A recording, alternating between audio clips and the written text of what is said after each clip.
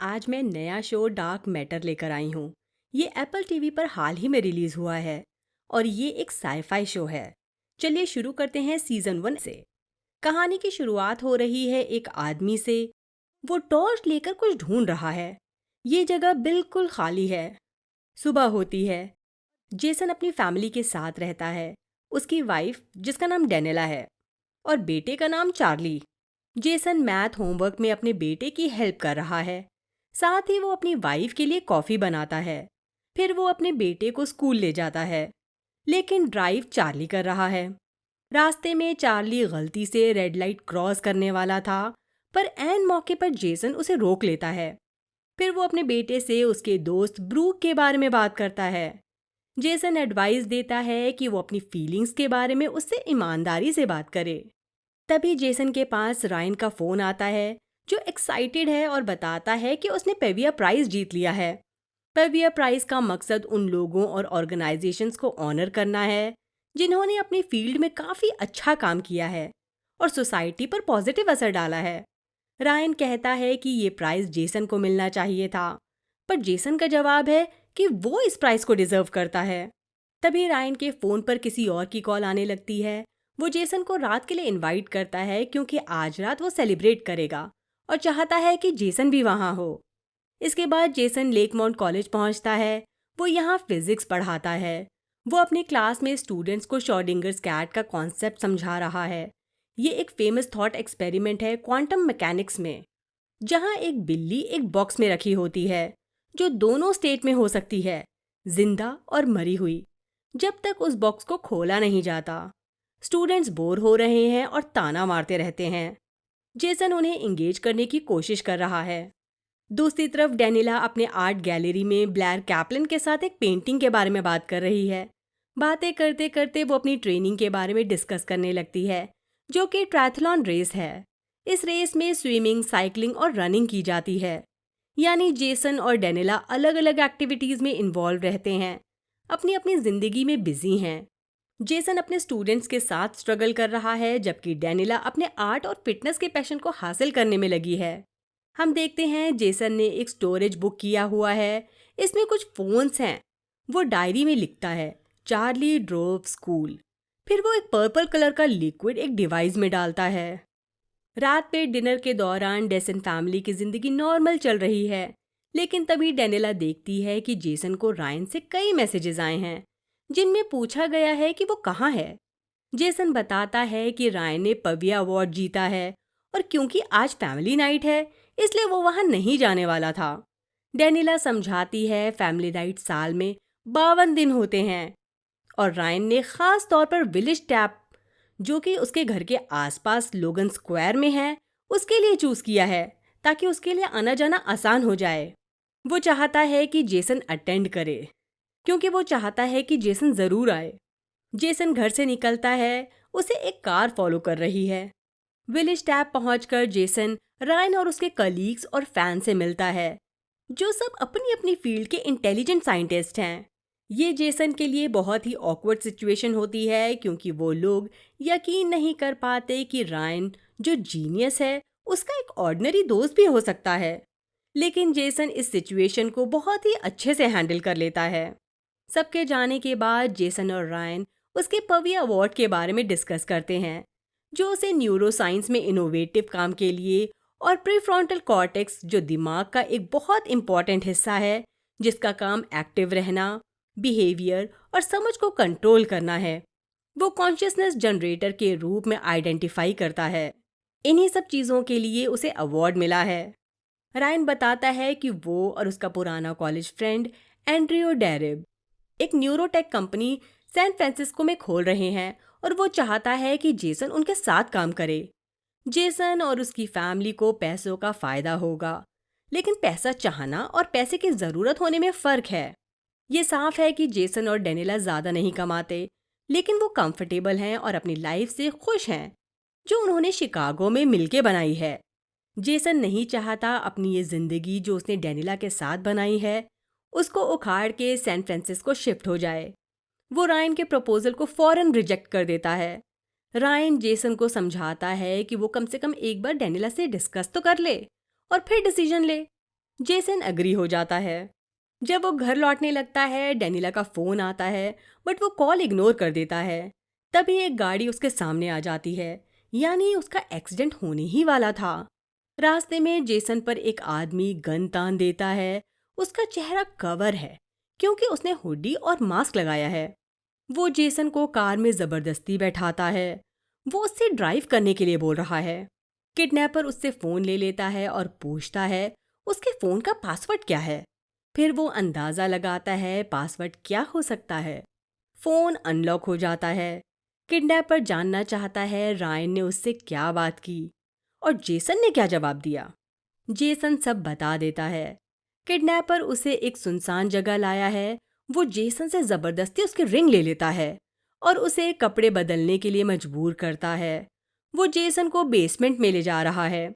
वो अपने को बचाने के लिए किडनैपर से फाइट करने लगता है और सीढ़ियों से नीचे गिर जाता है। किडनैपर उसे इंजेक्शन लगाता है और बोलता है वो जल्दी ही बेहोश हो जाएगा। पर जब जेसन थोड़ा होश में होता है, पूछता है अटैकर उसे यहाँ क्यों लाया है। उसका जवाब दिए बिना वो एक छोटा सा बॉक्स खोलता है और कहता है क्या वो अपनी लाइफ में खुश है। जेसन जानना चाहता है वो कौन है। अटैकर जवाब देता है वो जो कुछ कर रहा है दोनों की खुशी के लिए है, और अगर वो कुछ भी बताएगा तो जेसन यकीन नहीं करेगा। कुछ मिनटों बाद जेसन को होश आ जाता है। वो एक टेबल पर है। उसके आसपास कुछ लोग हैं जो उसके हर चीज का टेस्ट करना चाहते हैं। ऐसा लग रहा है ये एक ऑपरेशन चेम्बर है।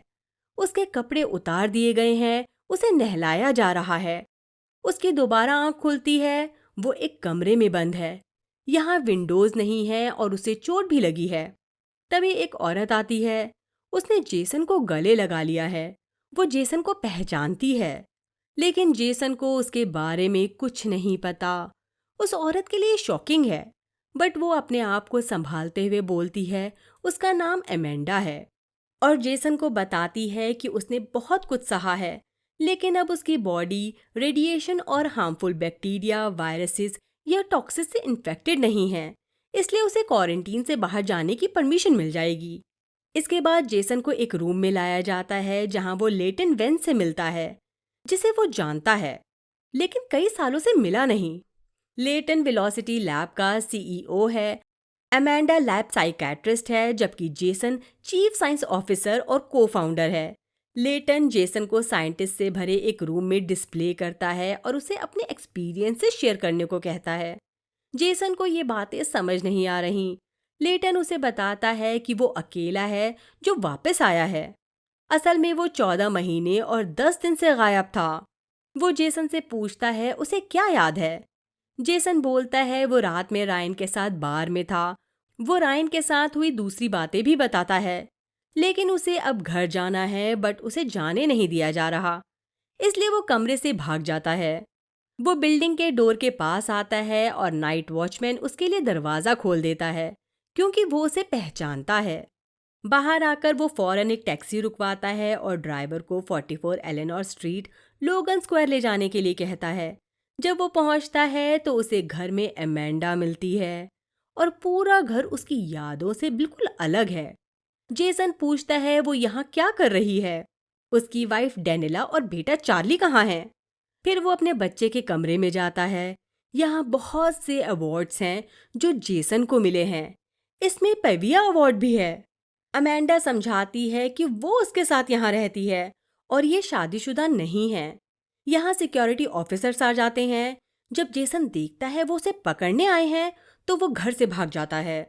हमें फिर दिखाया जाता है जेसन दोबारा घर आया है, बट उसके चेहरे पर चोट नहीं है और यहाँ उसकी वाइफ डेनिला है। वो जेसन से नाराज है कि उसने उसका फोन नहीं उठाया और वो घर भी देर से आया है। जेसन डेनिला को मना लेता है। वो बताता है रायन ने उसे एक जॉब ऑफर की है और पूछता है कि क्या उसे याद है उसने सालों पहले उससे क्या कहा था। डेनिला का जवाब है उसने कहा था अपनी जिंदगी के आखिरी पलों में उसके साथ डेनिला की यादें होंगी, ना कि एक कोल्ड स्टेरिलैब। डेनिला नोटिस करती है उसके हाथ पर पट्टी बंधी है। वो पूछती है ये क्या है। जेसन का कहना है अगर वो बताएगा तो वो यकीन नहीं करेगी। ये क्या? ये वर्ड्स तो मास्क वाले आदमी ने जेसन से बोला था। यानी इसमें दो जेसन हैं, एक तो वो जो प्रोफेसर है और दूसरा मास्क वाला आदमी। ये उन चीज़ों से भी क्लियर होता है जब जेसन अपने घर जाता है और अमेंडा को पाता है। तब जेसन के चेहरे पर चोट थी क्योंकि वो सीढ़ियों से गिर गया था। पर दूसरा वाला जेसन जब घर पहुंचता है तो वहां डेनिला होती है और जेसन के चेहरे पर कोई जख्म नहीं थे। यानी ये वाला जेसन जो डेनिला के साथ है, मास्क वाला जेसन है। हमने पिछले एपिसोड में देखा जेसन 1 यानी प्रोफेसर जिसे अपना घर समझ रहा था वहां से भाग जाता है क्योंकि उसके पीछे सिक्योरिटी ऑफिसर्स पड़े थे। उनसे बचते बचाते वो विलेज टैप पहुंचता है। हम देखते हैं यहाँ बार का साइन ग्रीन है, जबकि जेसन 1 जहां गया था वहां बार का साइन रेड कलर का था। यानी ये कहीं दो रियलिटीज तो नहीं जो अक्सर साईफाई मूवीज या शोज में होती हैं। मैं इस शो को रियलिटीज बोलकर समझाऊंगी। जेसन 1 रियलिटी और जेसन 2 ऑल्टरनेट रियलिटी। ओके, तो आगे बढ़ते हैं। जेसन 1 अभी ऑल्टरनेट रियलिटी में है। वो बार में जाता है और वहाँ के ओनर मैट 2 से बात करता है। उसका नाम बेसिकली मैट है, लेकिन ये ऑल्टरनेट रियलिटी की बात हो रही है इसलिए मैं 2 करके कैरेक्टर्स को बताऊंगी। मैट 1 जेसन 1 से अच्छी तरह से वाकिफ था, लेकिन मैट 2 जेसन 1 को नहीं पहचानता। जेसन 1 उसे समझाने की कोशिश करता है कि वो उसे जानता है और वहाँ का रेगुलर कस्टमर है, लेकिन मैट 2 ने जेसन 1 को पहले कभी नहीं देखा। और तो और रायन ने जो स्कॉच की बोतल पिछली रात खरीदी थी वो अब भी बार के पीछे ही रखी है और यहाँ कोई पार्टी कभी नहीं हुई। मैट 2 जेसन को धमकी देता है कि अगर वो उसके बार से बाहर नहीं गया तो वो पुलिस बुला लेगा। जेसन 1 यहाँ से चला जाता है और सोचता है कि शायद उसके दिमाग में कुछ गड़बड़ है, इसलिए वो जॉन ऑफ गॉड हॉस्पिटल में एडमिट हो जाता है। इसके अलावा जेसन 1 हॉस्पिटल से रिक्वेस्ट करता है कि वो उसकी वाइफ डेनिला और बेटे चार्ली को ढूंढे। दूसरी तरफ जेसन 2 जो डेनिला के साथ था वो उठ चुका है। वो चार्ली को देखकर शॉक्ड है, यानी शायद उसे नहीं पता था कि जेसन 1 का कोई बच्चा भी है। वो वार्डरोब में पहनने के लिए कपड़े ढूंढ रहा है। उसे जेसन 1 के कपड़ों का स्टॉक पसंद नहीं आया। वो नीचे कॉफी के लिए आता है बट उसे पता ही नहीं कॉफी कहाँ रखी है। वहीं ऑल्टरनेट रियलिटी में जेसन को बताया जाता है कि उसका सीटी स्कैन बिल्कुल ठीक है, ना तो ब्रेन डैमेज है और ना ही कोई ट्यूमर। लेकिन अजीब बात यह है कि उसकी बॉडी में एक साइको एक्टिव कंपाउंड मिला है। ये वही कंपाउंड है जिसे जेसन 2 यानी मास्क वाले आदमी ने उसे इंजेक्ट किया था। फिर डॉक्टर बताती है शिकागो में डेनिला और चार्ली नाम का कोई नहीं रहता और उसकी अपनी हिस्ट्री विकिपीडिया आर्टिकल के मुताबिक उसकी यादों से बिल्कुल अलग है। एक आर्टिकल में लिखा है कि जेसन को 1 साल से पब्लिक में देखा ही नहीं गया, यानी जेसन 2 को नहीं देखा गया। जब जेसन 1 ये इन्फॉर्मेशन देख रहा होता है तब वो डेनिला को उसके मेडन नेम डेनिला वेर्गिस से सर्च करता है और पता लगाता है कि वो एक कामयाब आर्टिस्ट है और वो एक गाला इवेंट ऑर्गेनाइज कर रही है, यानी ये डेनिला 2 है। वो इस इवेंट में जाने का फैसला करता है। लेटन वेंस जो हाईटेक लैब का एग्जीक्यूटिव है, ये और अमेंडा डिस्कस कर रहे हैं कि जेसन को वेलोसिटी लैब वापस कैसे लाया जाए। अमेंडा पुलिस को इन्वॉल्व करना चाहती है, लेकिन लेटन और डॉन लेरेंस जो वेलोसिटी लैब के सिक्योरिटी हेड है इससे अग्री नहीं करती। जेसन 1 हॉस्पिटल से निकलने के लिए डॉक्टर का भेस बदलता है। उसी वक्त डॉन जो रिकॉर्ड के जरिए जेसन का पता लगा रही थी हॉस्पिटल पहुंचती है, पर तब तक जेसन 1 वहां से निकल जाता है। उधर जेसन 2 कॉलेज में पढ़ाने जाता है और नोटिस करता है कि स्टूडेंट्स क्लास में ध्यान नहीं दे रहे और उनका पढ़ने में कोई इंटरेस्ट नहीं है। वो एक स्पीच देता है जिसमें वो कहता है कि अगर स्टूडेंट्स ने ध्यान नहीं दिया तो 5 साल बाद वो दूसरे लोगों के लिए मिडिल मैनेजमेंट जॉब कर रहे होंगे, यानी उन्हें टीम लीड करनी पड़ेगी, डिपार्टमेंट के गोल्स को अचीव करना होगा और सीनियर मैनेजमेंट की स्ट्रैटेजीज को इम्प्लीमेंट करना पड़ेगा। वो इस बात पर जोर देता है कि यूनिवर्स की मिस्ट्रीज को स्टडी करने का मौका मिलना कितना बढ़िया है।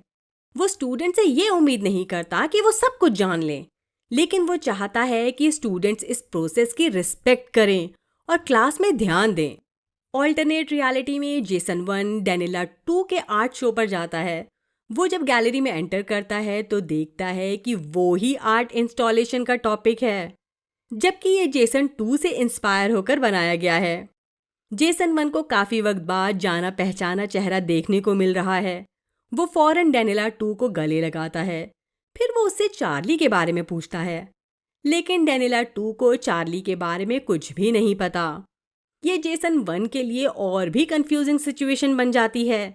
यहाँ भी रायन है, यानी ये रायन 2 होगा। जेसन वन देखता है ये रायन इतना कामयाब नहीं है। डेनिला जेसन और रायन को पार्टी के बाद मिलने को बोलती है ताकि ये बाद में ढंग से बात कर सकें। रायन 2 और जेसन 1 के बीच बातचीत होती है। असल में रायन 2 ने जेसन 2 के साथ वेलोसिटी में काम किया था। वो वही जगह है जहां जेसन 1 को पहले एपिसोड में ले जाया गया था। रायन 2 उससे कंपाउंड के बारे में बात करता है जिसे रायन 2 ने बनाया था, और उसे उस काम का क्रेडिट भी नहीं मिला। एक्चुअली जेसन 1 को इस बारे में कुछ भी नहीं पता, क्योंकि वो चीजें जेसन 2 के साथ हुई थीं। रायन 2 जेसन 1 से चिढ़ जाता है। वो सोचता है कि उसका दोस्त अनजान बनकर उससे बचने की कोशिश कर रहा है। वहीं जेसन 2 डेनिला 1 के साथ लॉस एंजलिस में होने वाली एग्जीबिशन के बारे में बात कर रहा है और इस ट्रिप को वेकेशन बनाने की ख्वाहिश जताता है। चार्ली आता है। वो बताता है उसे अपने दोस्तों के साथ स्केट पैड जाना है। डेनिला 1 बोलती है उसे ब्रूक को अपनी फीलिंग्स बतानी चाहिए। यहाँ जेसन 2 का असली नेचर दिखने लगता है। वो जेसन 1 जितना इमोशनल और केयरिंग नहीं है। जेसन 1 ने भी चार्ली को यही सलाह दी थी कि वो ब्रूक को अपनी फीलिंग्स बता दे, लेकिन जेसन 2 चार्ली को अलग रहने की एडवाइस देता है। उधर ऑल्टरनेट रियलिटी में जेसन 1 पार्टी के बाद डेनिला 2 और रायन 2 से मिलता है। डेनिला 2 बताती है जेसन 2 ने उससे मल्टीपल पॉसिबिलिटीज के बारे में स्पीच दी थी। इस चीज ने डेनिला 2 को इतना इंस्पायर किया कि उसने अपने आर्ट प्रोजेक्ट के सेंटर में जेसन 2 को रखा। डेनिला 2 का कहना है इसके बाद वो गायब हो गया। जेसन 1 पूछता है अगर किसी की लाइफ एकदम से चेंज हो जाए, इवन उसका घर, उसकी वाइफ, सब कुछ, तो क्या होगा? फिर वो इन दोनों से अपनी लाइफ के बारे में और उन वर्जन्स के बारे में बात करता है जिन्हें वो पहचानता है। वो बताता है डेनिला उसकी वाइफ है और इनका एक बेटा है चार्ली, और रायन ने रिसेंटली पविया अवार्ड जीता है। ये उसकी बात पर यकीन नहीं कर रहे, तभी रायन का फोन बजता है और वो चला जाता है। डेनिला 2 जेसन 1 को रुकने देती है और उसके लिए बिस्तर बनाती है, क्योंकि जेसन 2 कभी डेनिला 2 का लवर था और अब जब उसे अपने पुराने लवर से मिलने का मौका मिला है, वो दिल से सोच रही है, दिमाग से नहीं। डेनिला 2 के जाने के बाद जेसन 1 अपनी उंगली में रबर बैंड पहनता है जिसमें उसने अपनी रिंग पहनी थी। वहीं जेसन 2 ने छोटी छोटी गलतियां करनी शुरू कर दी हैं।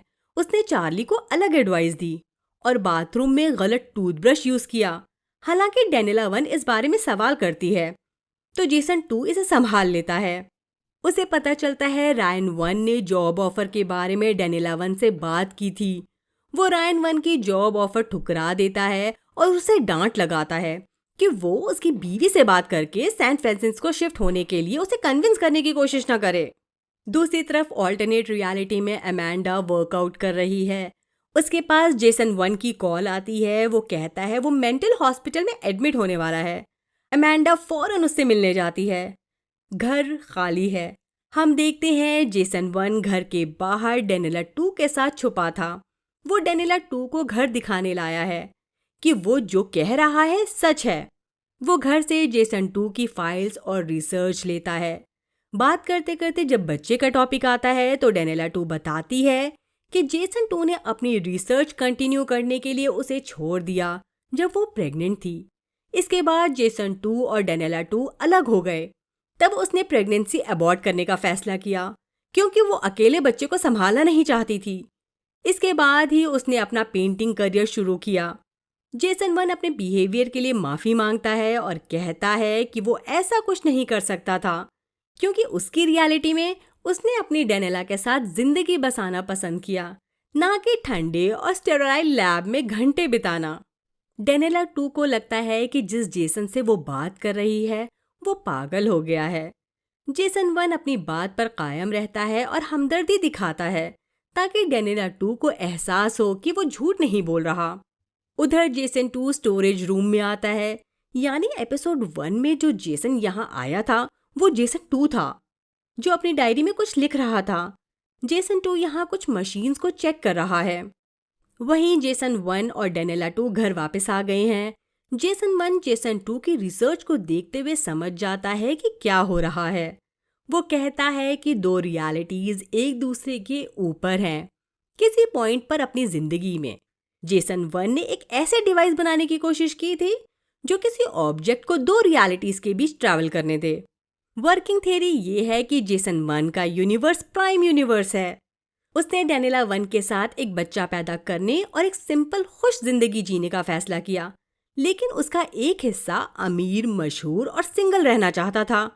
इस वजह से ऑल्टरनेट यूनिवर्स का क्रिएशन हुआ, जहां जेसन 2 एक पविया अवार्ड विनिंग साइंटिस्ट बना और डेनिला 2 एक फेमस पेंटर बनी। असल में कहीं ना कहीं जेसन 2 अपनी जिंदगी से नफरत करने लगा, तो उसने अपने सारे रिसोर्सेज यूज करके दो रियलिटीज के बीच ट्रैवल करने की थ्योरी को एक फुली फंक्शनल डिवाइस में बदलने का फैसला किया।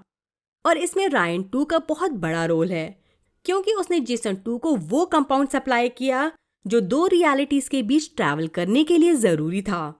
जेसन 1 और डेनिला 2 अपने रिलेशनशिप के बारे में बात करते हैं जो दूसरी दुनिया में था, लेकिन तभी डोरबेल बजती है। डॉन अपार्टमेंट में घुस आती है। वो डेनिला 2 को शूट कर देती है। फिर जेसन 1 को अरेस्ट कर लिया जाता है और डॉन उसे ले जाती है। अमेंडा लूकस से उसके पास लेटन की कॉल आती है। वो बताता है कि जेसन 1 को डॉन ने बंदी बना लिया है। अमेंडा को ये भी पता चलता है डॉन ने डेनिला 2 को शूट कर दिया। वेलोसिटी लैब में जेसन 1 बंधा हुआ है। लेटन उससे माफी मांग रहा है। उसे लग रहा है जेसन 1 असल में जेसन 2 है और उसकी याददाश्त चली गई है। डेनिला 2 के साथ जो कुछ भी हुआ वो उसकी जिम्मेदारी ले रहा है और उसे जस्टिफाई करने की कोशिश करता है कि वो बस इतना चाहता है कि उसकी याददाश्त वापस आ जाए। दूसरी तरफ जेसन 2 डेनिला 1 के साथ डिनर पर है और ये क्लियर है कि डेनिला 1 को जेसन 2 का लविंग बिहेवियर पसंद आ रहा है। डिनर के दौरान उनकी एक दोस्त बारबरा उन्हें देखती है और उनके पास आती है। जेसन 2 को उसके बारे में कोई आइडिया नहीं होता, लेकिन वो ऐसा दिखाता है जैसे वो उसे जानता हो। उसे पता चलता है इनके घर पार्टी है और बारबरा अपने हस्बैंड के साथ आएगी। डेनिला जेसन 2 से पूछती है कि क्या वो पार्टी के बारे में भूल गया था। वो इस बात को कवर करता है और बोलता है उसे याद था। वहीं ऑल्टरनेट रियलिटी में वेलोसिटी लैब में डिटेक्टिव मेसन आती है। वो जेसन के बारे में इंक्वायरी कर रही है। असल में जब जेसन 2 को जॉन ऑफ गॉड हॉस्पिटल में देखा गया, उससे पहले वो 1 साल से गायब था। डिटेक्टिव मेसन पूछती है कि क्या जेसन ने लौटने के बाद लेटन 2 से कांटेक्ट किया। लेटन झूठ बोलता है और कहता है कि जेसन ने उसे कांटेक्ट नहीं किया। मेसन ब्लेयर कैप्लन के बारे में भी पूछती है, जो वेलोसिटी की एक और एम्प्लॉय है जो गायब है। एक्चुअली जेसन और ब्लेयर एक ही वक्त पर गायब हो गए थे, लेकिन वो अलग अलग डिपार्टमेंट्स में काम करते थे। लेटन 2 मेसन से दोनों के बारे में झूठ बोलता है। बाद में लेटन सिक्योरिटी कैमरे पर जेसन को देख रहा है। अमेंडा वहां गुस्से में आती है।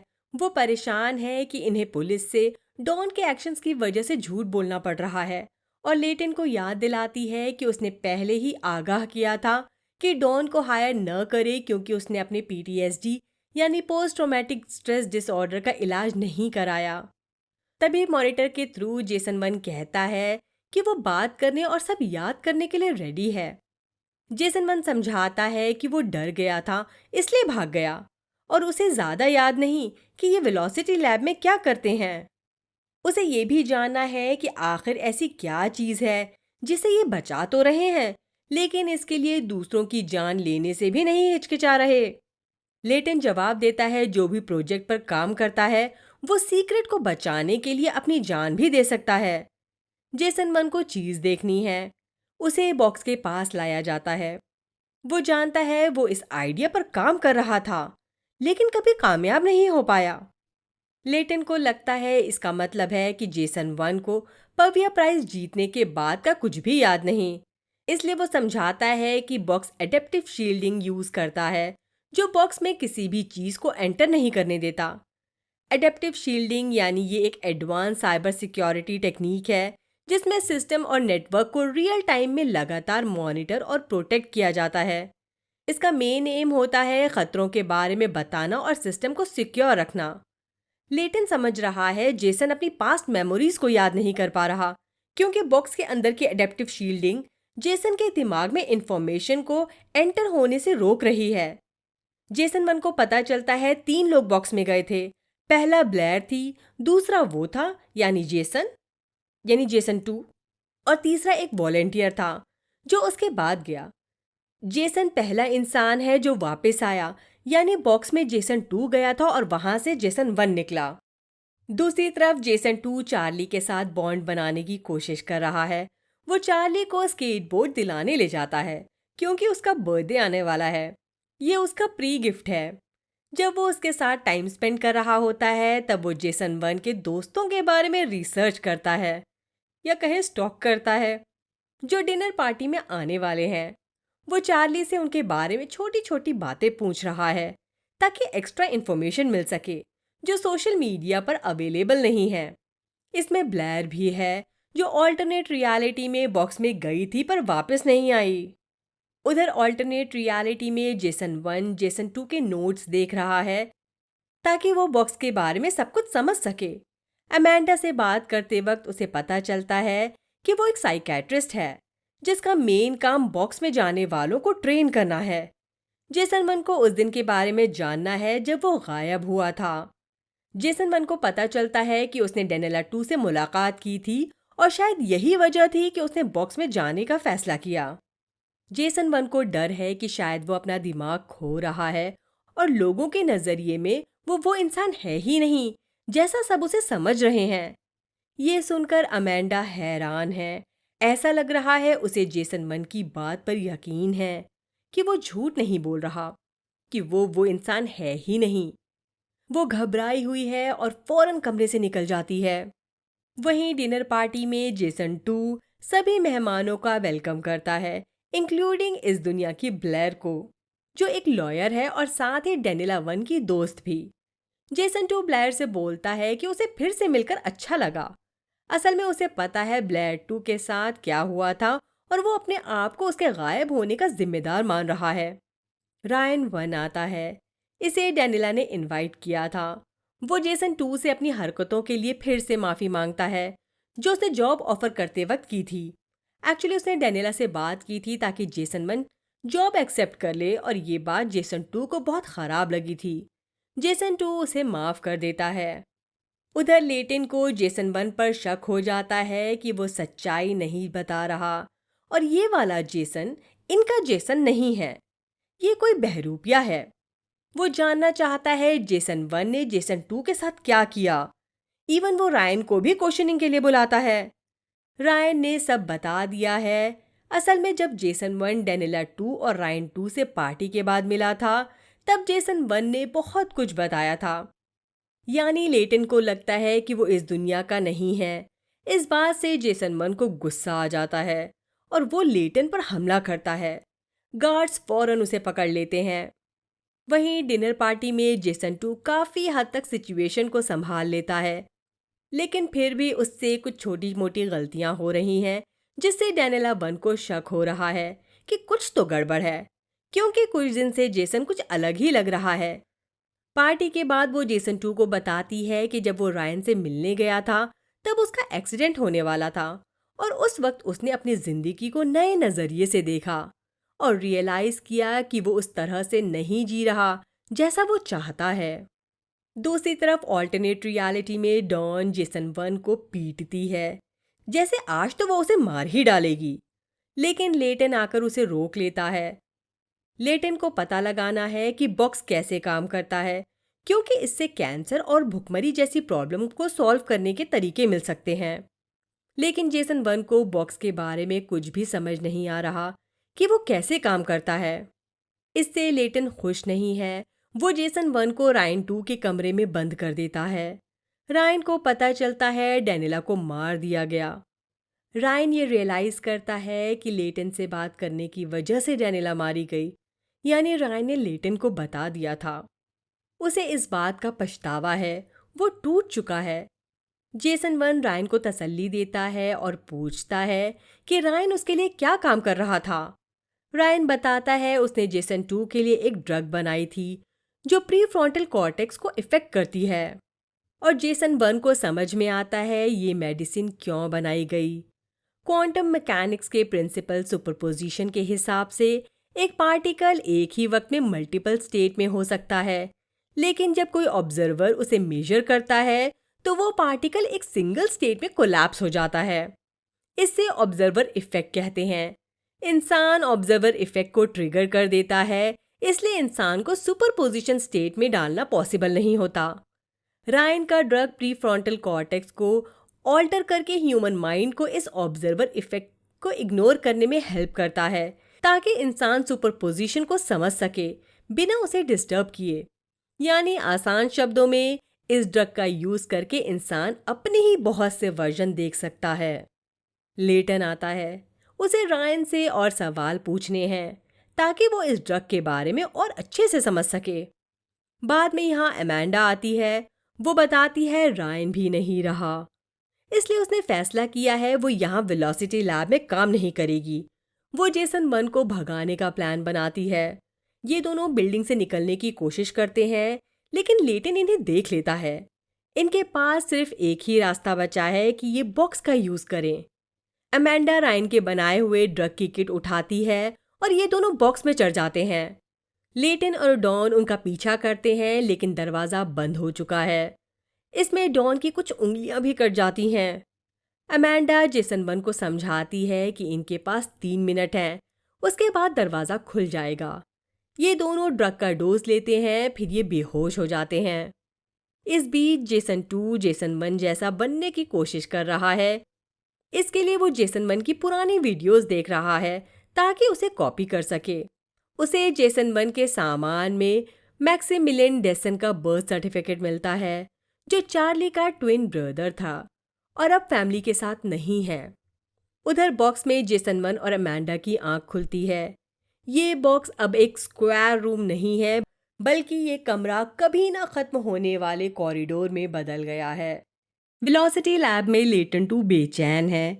वो 3 मिनट खत्म होने का वेट कर रहा है, उसके बाद बॉक्स का डोर खुल जाएगा। इस बीच डॉक्टर्स डॉन की उंगलियों का इलाज कर रहे हैं। जैसे ही 3 मिनट पूरे होते हैं, लेटन 2 एक बैग उठाता है। इसमें इंजेक्शंस हैं, जिसे रायन 2 ने जेसन 2 के लिए बनाया था। लेटन 2 बैग लेकर बॉक्स के अंदर आ जाता है। वो नहीं चाहता कि जेसन 1, जिसने इतना केओस क्रिएट कर दिया है, बचकर निकल जाए। लेटन 2 का कहना है अब इस दुनिया में उसके लिए कुछ नहीं बचा। असल में वो अपनी जिंदगी से थक चुका है और एक नई दुनिया में जाना चाहता है। जेसन 1 को पकड़ना चाहता है। दूसरी तरफ जेसन 1 और अमेंडा 2 इंजेक्शन के बाद कॉरिडोर में आ गए थे। वो यहाँ चलना शुरू करते हैं। ये कॉरिडोर इतनी लंबी है कि खत्म होने का नाम ही नहीं ले रही और इसके दोनों तरफ दरवाजे लगे हैं। जेसन 1 की थियरी है कि ये कॉरिडोर असल में एक विजुअलाइजेशन है जो उनके दिमाग ने बनाया है, ताकि ये उस चीज को समझ सकें जो ये नॉर्मली नहीं समझ पाते। बेसिकली ये एक इल्यूजन है जो इनके दिमाग ने क्रिएट किया है, ताकि ये मल्टीवर्स के कॉन्सेप्ट को समझ सकें। क्योंकि इंसानी दिमाग इतना एडवांस नहीं है कि डायरेक्टली मल्टीवर्स को देख सके, इसलिए इनके दिमाग ने इस कॉरिडोर का यूज किया है ताकि ये इन वर्ल्ड्स के कनेक्शन को विजुअली डिस्क्राइब कर सकें। फाइनली ये डिसाइड करते हैं कि एक डोर खोलकर देखेंगे। जैसे ही ये बॉक्स से बाहर निकलते हैं, ये देखते हैं कि ये बॉक्स एक ऑल्टरनेट वर्ल्ड में मौजूद है। ये दुनिया पूरी तरह राख से ढकी है। जेसन 1 और अमेंडा 2 बिल्डिंग से बाहर निकलकर एक्सप्लोर करते हैं और सोचते हैं कि इस दुनिया में आखिर क्या हुआ होगा। इन्हें नजर आता है दूर एक बिल्डिंग गिर रही है। उसके साथ एक चेन रिएक्शन शुरू हो जाता है और एक के बाद एक सभी इमारतें गिरने लगती हैं। जेसन 1 और अमेंडा 2 फौरन बॉक्स की तरफ भागते हैं। ऐसा लग रहा है ये आज यहीं दफन हो जाएंगे, लेकिन ये टाइम पर बॉक्स में लौट आते हैं। वहीं डैनिला 1 थोड़ी इमोशनल लग रही है। वो अपने बेटे मैक्स को मिस कर रही है। आज चार्ली का 16th बर्थडे है। वो जेसन 2 के साथ है। वो उसे स्कूल के लिए ड्राइव करने दे रहा है, ये कहते हुए कि आज उसका दिन है।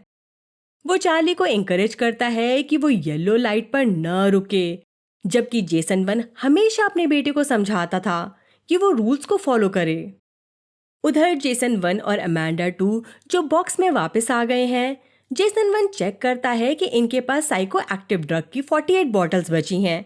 यानी इसका मतलब है इनके पास अपनी दुनिया तक पहुंचने के लिए जहां जेसन 1 रहता है टोटल 24 मौके हैं। जेसन 1 को अपने बैग में एक जीपीएस ट्रैकर मिलता है जो बॉक्स से कनेक्टेड है। अमांडा कहती है कि बॉक्स के कोऑर्डिनेट्स मल्टीवर्स में सेम रहते हैं। इसका मतलब है चाहे इसे जेसन 2 की दुनिया ने बनाया हो, जैसे ही इससे मल्टीवर्स में एक्सेस किया जाता है बॉक्स का एक वर्जन उसी स्पॉट पर अलग दुनिया में दिखाई देता है। यानी उसके कोऑर्डिनेट्स सेम होते हैं। ड्रग का इफेक्ट लगभग 3 मिनट तक रहता है और हर इंजेक्शन के राउंड के साथ बॉडी इसे ज्यादा से ज्यादा अडेप्ट करने लगती है। ये दोनों एक और ड्रग का डोज लेते हैं। जेसन 1 और अमांडा 2 फिर से कॉरिडोर में एंटर करते हैं, जबकि कॉरिडोर के दूसरे हिस्से में लेटेंट 2 दिखाई देता है। वो एक्सप्लोर करना शुरू करता है। वो जेसन 1 और अमांडा 2 को आवाज दे रहा है। जेसन 1 की दुनिया में जेसन 2 बच्चों को पढ़ाने कॉलेज जाता है, लेकिन स्टूडेंट्स क्लास में ध्यान नहीं दे रहे। उनकी अटेंशन पाने के लिए वो शीशे की बोतल कोने में फेंकता है, जिससे जोर की आवाज होती है और स्टूडेंट्स खामोश हो जाते हैं। फिर जेसन 2 उन्हें नोटबुक्स निकालने के लिए बोलता है। आज टेस्ट है। बच्चों के पास नोटबुक्स नहीं है बल्कि वो लैपटॉप्स लेकर आए हैं। जेसन 2 का कहना है जिसके भी पास पेपर नहीं होगा वो फेल करेगा। स्टूडेंट्स की कंप्लेंट सुनने के बाद जेसन 2 क्लासरूम से बाहर आ जाता है और रिजाइन कर देता है।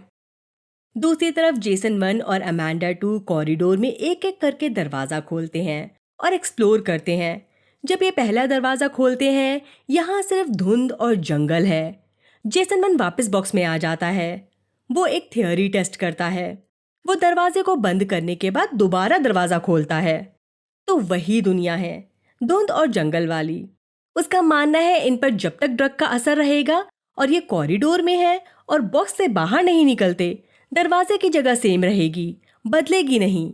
इसलिए ये दूसरा दरवाजा खोलते हैं। इस दुनिया में सन अर्थ के बहुत करीब है और कोई एटमॉस्फेयर नहीं है। ये फौरन दरवाजा बंद कर देते हैं। इनकी जान बच गई है। असल में अगर एटमॉस्फेयर न हो तो इसका मतलब है वहां नॉर्मल हवा और ऑक्सीजन अवेलेबल नहीं है, जो जिंदा रहने के लिए जरूरी है। ये देखकर अमांडा 2 पैनिक हो जाती है और कॉरिडोर में दौड़ने लगती है।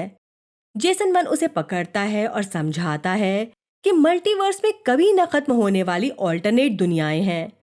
इन्होंने अब तक जितनी दुनियाएं देखी है वो उससे बिल्कुल अलग हो सकती है, या फिर इनकी अपनी दुनिया जैसी हो, या एक ऐसा ऑल्टरनेट वर्ल्ड हो सकता है जहां वो बॉक्स तक कभी पहुंच ही ना पाए। हर एक ऑल्टरनेट वर्ल्ड अपनी यूनिक कैरेक्टरिस्टिक्स, इवेंट्स और पॉसिबिलिटीज के साथ एग्जिस्ट करता है। जेसन कहता है कि फिलहाल इनका मेन गोल सरवाइव करना है, जब तक वो कॉरिडोर को नेविगेट करने का तरीका नहीं समझ लेता, और इन्हें खाना और पानी चाहिए। इसलिए ये ऐसी दुनिया ढूंढ रहे हैं जो इनकी दुनिया जैसी हो। ये एक और डोर खोलते हैं। ये वेलोसिटी लैब है। ये आगे बढ़ते हैं और देखते हैं कि इनके ऑल्टरनेट वर्जन्स लैब के दरवाजे पर मौजूद हैं, जिन्हें लेटेन और डॉन ने रोका है। कुछ ही देर में उस वर्ल्ड की डॉन अमांडा को मार देती है और ऑल्टरनेट जेसन को इलेक्ट्रिक शॉक देती है। उस वर्ल्ड का लेटेन जेसन 1 और अमांडा 2 को नोटिस कर लेता है, इसलिए इनके पास कोई ऑप्शन नहीं बचता, इन्हें बॉक्स में वापस आना पड़ता है। अमांडा 2 अपनी ही मौत देखकर सदमे में है। जेसन 1 उसे समझाता है कि ये वो नहीं है। इस पर अमांडा 2 का कहना है वो 3 घंटे पहले यहीं थी। जेसन 1 बोलता है वो दूसरे जेसन और अमांडा थे। कॉरिडोर में वापस आकर जेसन 1 नए दरवाजे खोलता है, पर कोई भी जगह जाने लायक नहीं है। एक दुनिया पानी से पूरी तरह भर गई है।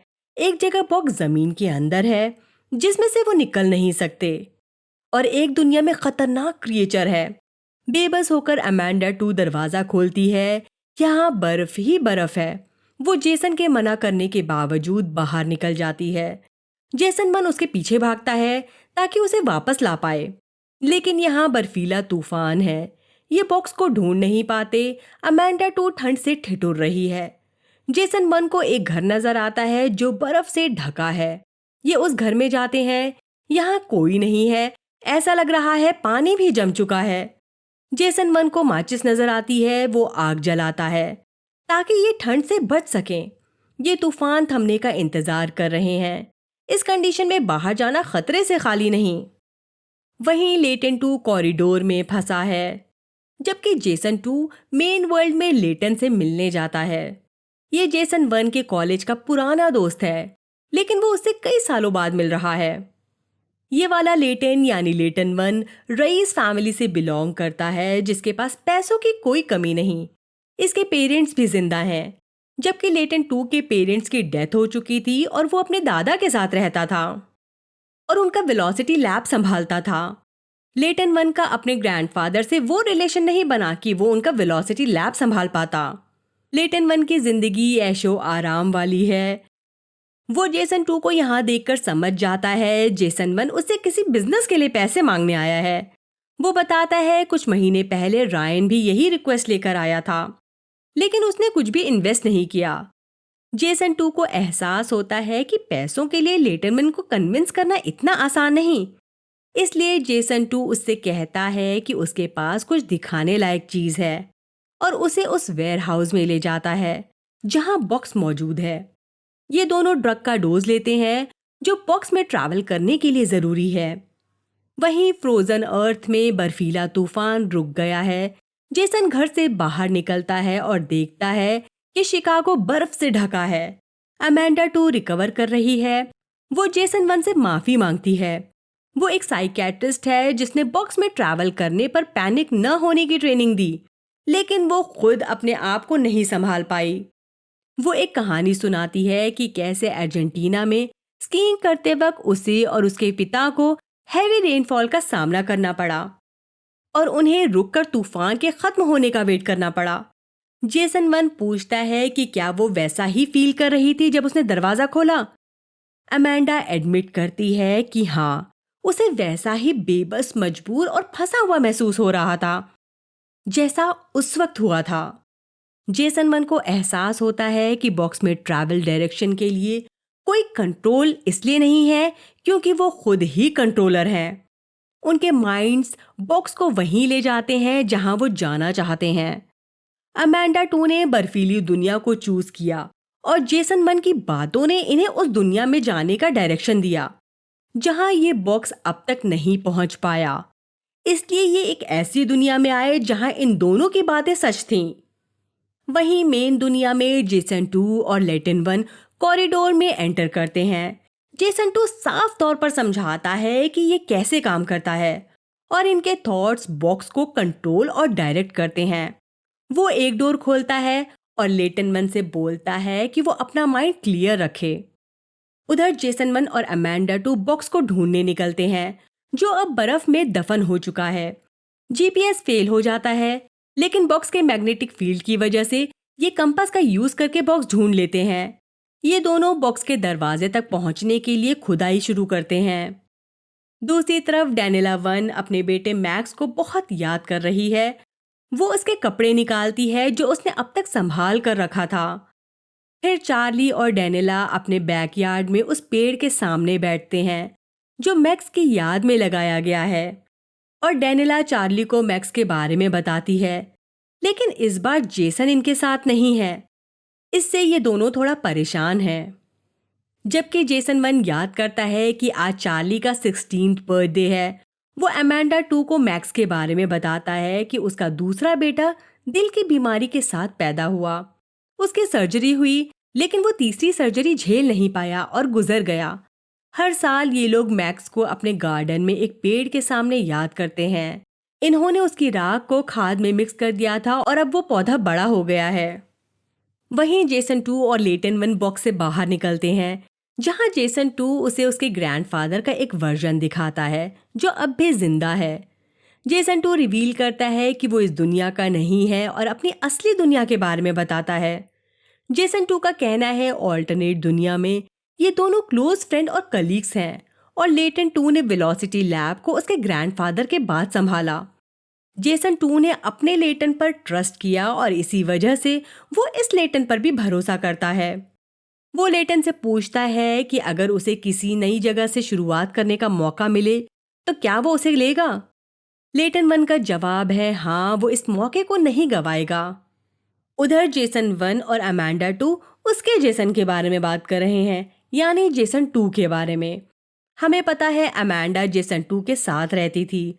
वो बताती है उसका जेसन खुश नहीं था, लेकिन वो सबसे ज्यादा मोटिवेटेड इंसान था। जितना वो उसे जानती थी, उसका काम ही उसकी जिंदगी थी। जेसन वन बोलता है कि उसके जेसन ने, यानी जेसन टू ने जेसन वन का ये हाल कर दिया।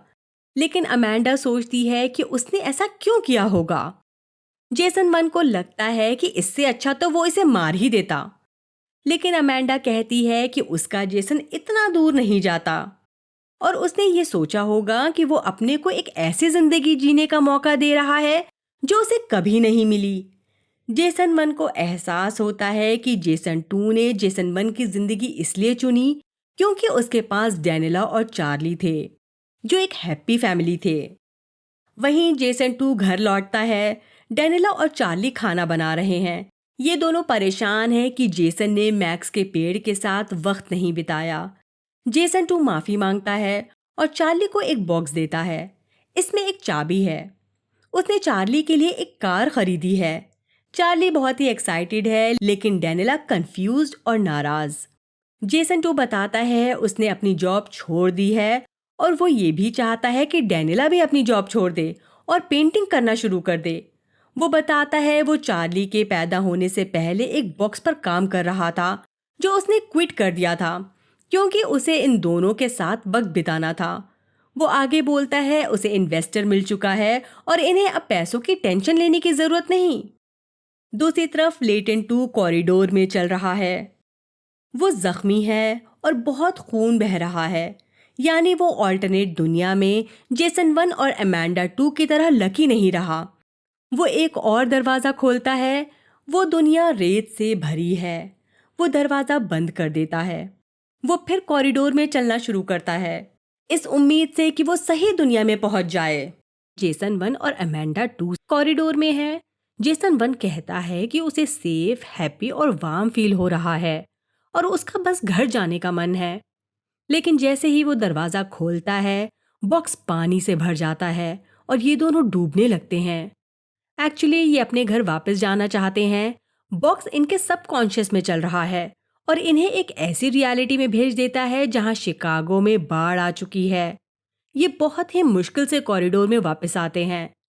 जेसन वन बताता है वो ओवरवेल्म्ड और प्रेशर फील कर रहा था, इसलिए बॉक्स पानी से भर गया।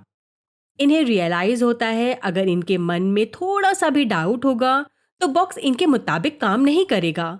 यानी बॉक्स को सही से काम कराने के लिए इनका पूरा मन और बॉडी सेम चीज सोचे, वरना बॉक्स इन्हें गलत रियलिटी में भेज देगा।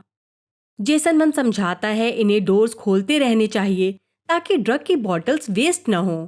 लेकिन अमांडा टू इंसिस्ट करती है कि इन्हें रुककर पहले अपने इमोशंस पर काबू पाना चाहिए। जेसन वन और अमांडा टू अपने गीले कपड़े सुखाते हैं और अपने बचपन के बारे में बात करते हैं। जेसन वन बोलता है उसे ये पसंद नहीं कि अमांडा टू उसके बारे में इतना कुछ जानती है, जबकि अमांडा टू का कहना है कि उसे ये नहीं पसंद कि जेसन उसके बारे में बहुत कम जानता है। जेसन वन पूछता है सबसे पहले बॉक्स में कौन गया था। अमांडा टू जवाब देती है ब्लेयर, जो बॉक्स की लीड इंजीनियर थी। ये दोनों और लोगों का भी जिक्र करते हैं। सेलम और एलेक्स, जो क्लिनिकल ट्रायल वॉलंटियर्स थे, वो बॉक्स में गए थे। जेसन वन और अमांडा टू की आंख लग जाती है। जब ये नींद से जागते हैं, जेसन वन रियलाइज करता है कि ड्रग का असर खत्म हो चुका है और ये दोनों बॉक्स के अंदर हैं। दोनों अग्री करते हैं कि इन्हें नींद की जरूरत थी और अब ये मल्टीवर्स को दोबारा टैकल करने के लिए तैयार हैं। ये डोर खोलते हैं। ये पहुंच जाते हैं वेलोसिटी लैब्स में। ये ऑल्टरनेट वर्जन है। ऐसा लग रहा है यहाँ कोई नहीं रहता और सभी दरवाजे लॉक हैं। अमांडा टू बताती है इन्होंने लैब में कुछ इमरजेंसी प्रोटोकॉल्स लगाए थे ताकि बॉक्स से आने वाले किसी भी खतरे या अजीब चीज से ये अपने आप को बचा सकें। दोनों एक कमरा खोलते हैं। यहाँ एक डेड बॉडी पड़ी है। तभी इन्हें बहुत तेज अलार्म की आवाज सुनाई देती है। ये आवाज बॉक्स वाले कमरे से आ रही है। जब ये रूम के पास जाने लगते हैं, एक औरत कॉरिडोर से इनकी तरफ आती है। इसके हाथ में गन है, पता चलता है ये ब्लेयर है, जो पहली बार बॉक्स में गई थी। यानी जब जेसन 1 और अमेंडा 2 सोए थे, तो इन्होंने सोने से पहले ब्लेयर के बारे में बात की थी। तो बॉक्स ने इनके सोने से पहले के थॉट्स को रजिस्टर किया और इन्हें इस रियलिटी में ले आया, जहां ब्लेयर थी। ब्लेयर 2 सोचती है कि जेसन 1 और अमेंडा 2 उसे ढूंढने आए हैं, लेकिन हकीकत काफी ज्यादा कॉम्प्लिकेटेड है। ये दोनों ब्लेयर 2 को जेसन 2 के बारे में बताते हैं कि उसके साथ क्या हुआ, और जेसन 1 ब्लेयर 1 के बारे में बताता है, जो एक लॉयर है और डेनिला 1 की अच्छी दोस्त है। ब्लेयर 2 फिर इन्हें अपने कमरे में ले जाती है और इन्हें खाना देती है। ब्लेयर 2 बताती है कि वो इस दुनिया में 3 महीने से है। जब वो यहाँ आई थी तब कोई पावर नहीं थी, लेकिन उसने सब कुछ वापस स्टार्ट किया। फिर वो इन्हें एक और ब्लेयर की फुटेज दिखाती है, जो बॉक्स से बाहर आई थी और उसके पीछे बड़े बड़े टिड्डों का झुंड पड़ा था। उसने उस ब्लेयर को मार दिया और अब वो टिड्डे इस दुनिया को टेक ओवर कर चुके हैं। उन्होंने इंसानी नस्ल को खत्म कर दिया है। वो आगे बोलती है, वो जान जोखिम में डालकर रोजाना सप्लाई लेने जाती है और इस कमरे में बंद रहती है जहां बॉक्स रखा है। वो इमरजेंसी जनरेटर्स के भरोसे जी रही है। अमेंडा 2 सवाल करती है कि वो साइको एक्टिव ड्रग का एक वायल लेकर मल्टीवर्स में अपनी किस्मत क्यों नहीं आजमाती। दरअसल वो PTSD, post traumatic stress disorder से जूझ रही है, और वो बॉक्स में तब तक कदम नहीं रखना चाहती जब तक उसे पूरी तरह यकीन नहीं हो जाता कि अगर वो किसी खतरनाक जगह गई तो वो अपने को संभाल लेगी। ओरिजिनल दुनिया में जेसन 2 लेटन 1 को बॉक्स के पास ले जाता है और उसे अलग अलग दुनियाओं के बारे में समझाता है जो उसने देखी है। वो एक रियलिटी के बारे में बताता है जहां शिकागो की जमीन बंजर बन गई है और गैंग्स रिसोर्सेज के लिए लड़ रहे हैं। लेटन 1 बोलता है, ये मैडमैक्स की दुनिया जैसा लगता है। एक्चुअली मैडमैक्स फ्रेंचाइजी की लेटेस्ट फिल्म फ्यूरियोसा कुछ ही महीनों पहले रिलीज हुई है, इसीलिए शायद इन्होंने यहाँ इसका जिक्र किया। जेसन 2 पहले कहता है कि उसे मैड मैक्स के बारे में कुछ नहीं पता, या ये कि टीना ने फिल्म में काम किया था। लेकिन फिर वो बोलता है वो मजाक कर रहा था। पता नहीं जेसन 2 अपनी मैड मैक्स फ्रेंचाइजी की नॉलेज के बारे में मजाक कर रहा था, या फिर ऑल्टरनेट वर्ल्ड में मैड मैक्स जैसी रियलिटी एग्जिस्ट करती है। जेसन 2 बार बार लेटिन वन को कहता है कि बॉक्स का इस्तेमाल मजाक की तरह नहीं किया जाना चाहिए। ये मज़ेदार लग सकता है, लेकिन एक गलत कदम उसका वापस आना मुश्किल कर देगा। यानी जेसन 2 बार बार उसे बॉक्स के खतरों के बारे में आगाह कर रहा है, लेकिन लेटन वन फिर भी 100% कॉन्फिडेंट है कि वो ये करना चाहता है। लेटन वन कहता है कि उसने अपनी पूरी जिंदगी पैसा, कनेक्शंस और इन्फ्लुएंस का यूज करके अपनी मंजिल तक पहुंचने की कोशिश की है, लेकिन उसे पता है वो सब बॉक्स में काम नहीं आएगा। लेटन वन मानता है कि वो थोड़ा डर रहा है। इस पर जेसन 2 का कहना है कि अगर ऐसा नहीं होता तो अजीब होता, यानी डरना लाजमी है। वहीं अमेंडा 2 ब्लेयर 2 को डिनर के लिए शुक्रिया बोलती है।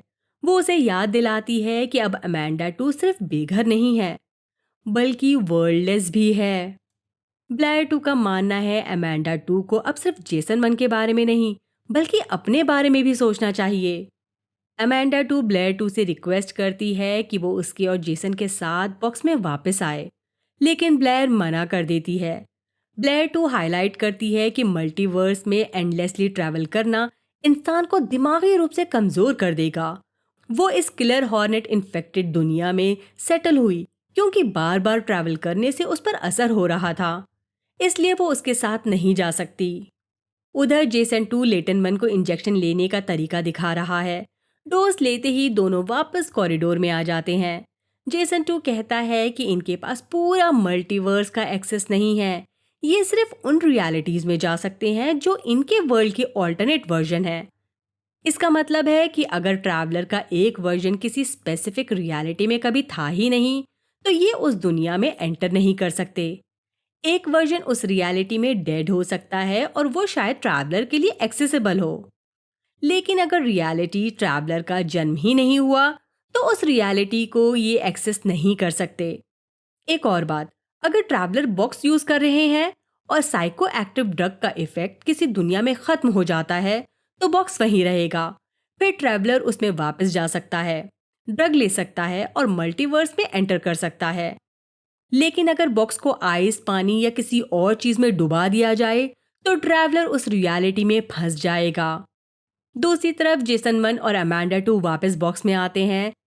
इनके निकलने से पहले ब्लेयर इन्हें नोट्स देती है और उसे याद दिलाती है कि उन्हें बिल्कुल श्योर होना चाहिए कि वो कहाँ जाना चाहते हैं, वरना उन्हें मुश्किलों का सामना करना पड़ेगा। ब्लेयर आगे बोलती है कि अपनी सारी ट्रेनिंग के बावजूद वो कभी ये नहीं समझ पाई कि बॉक्स को पूरी तरह कैसे कंट्रोल करना है। जेसन 1 और अमांडा 2 बॉक्स में वापस आते हैं। अमांडा 2 बहुत इमोशनल हो रही है कि वो जेसन 2 को रोक सकती थी।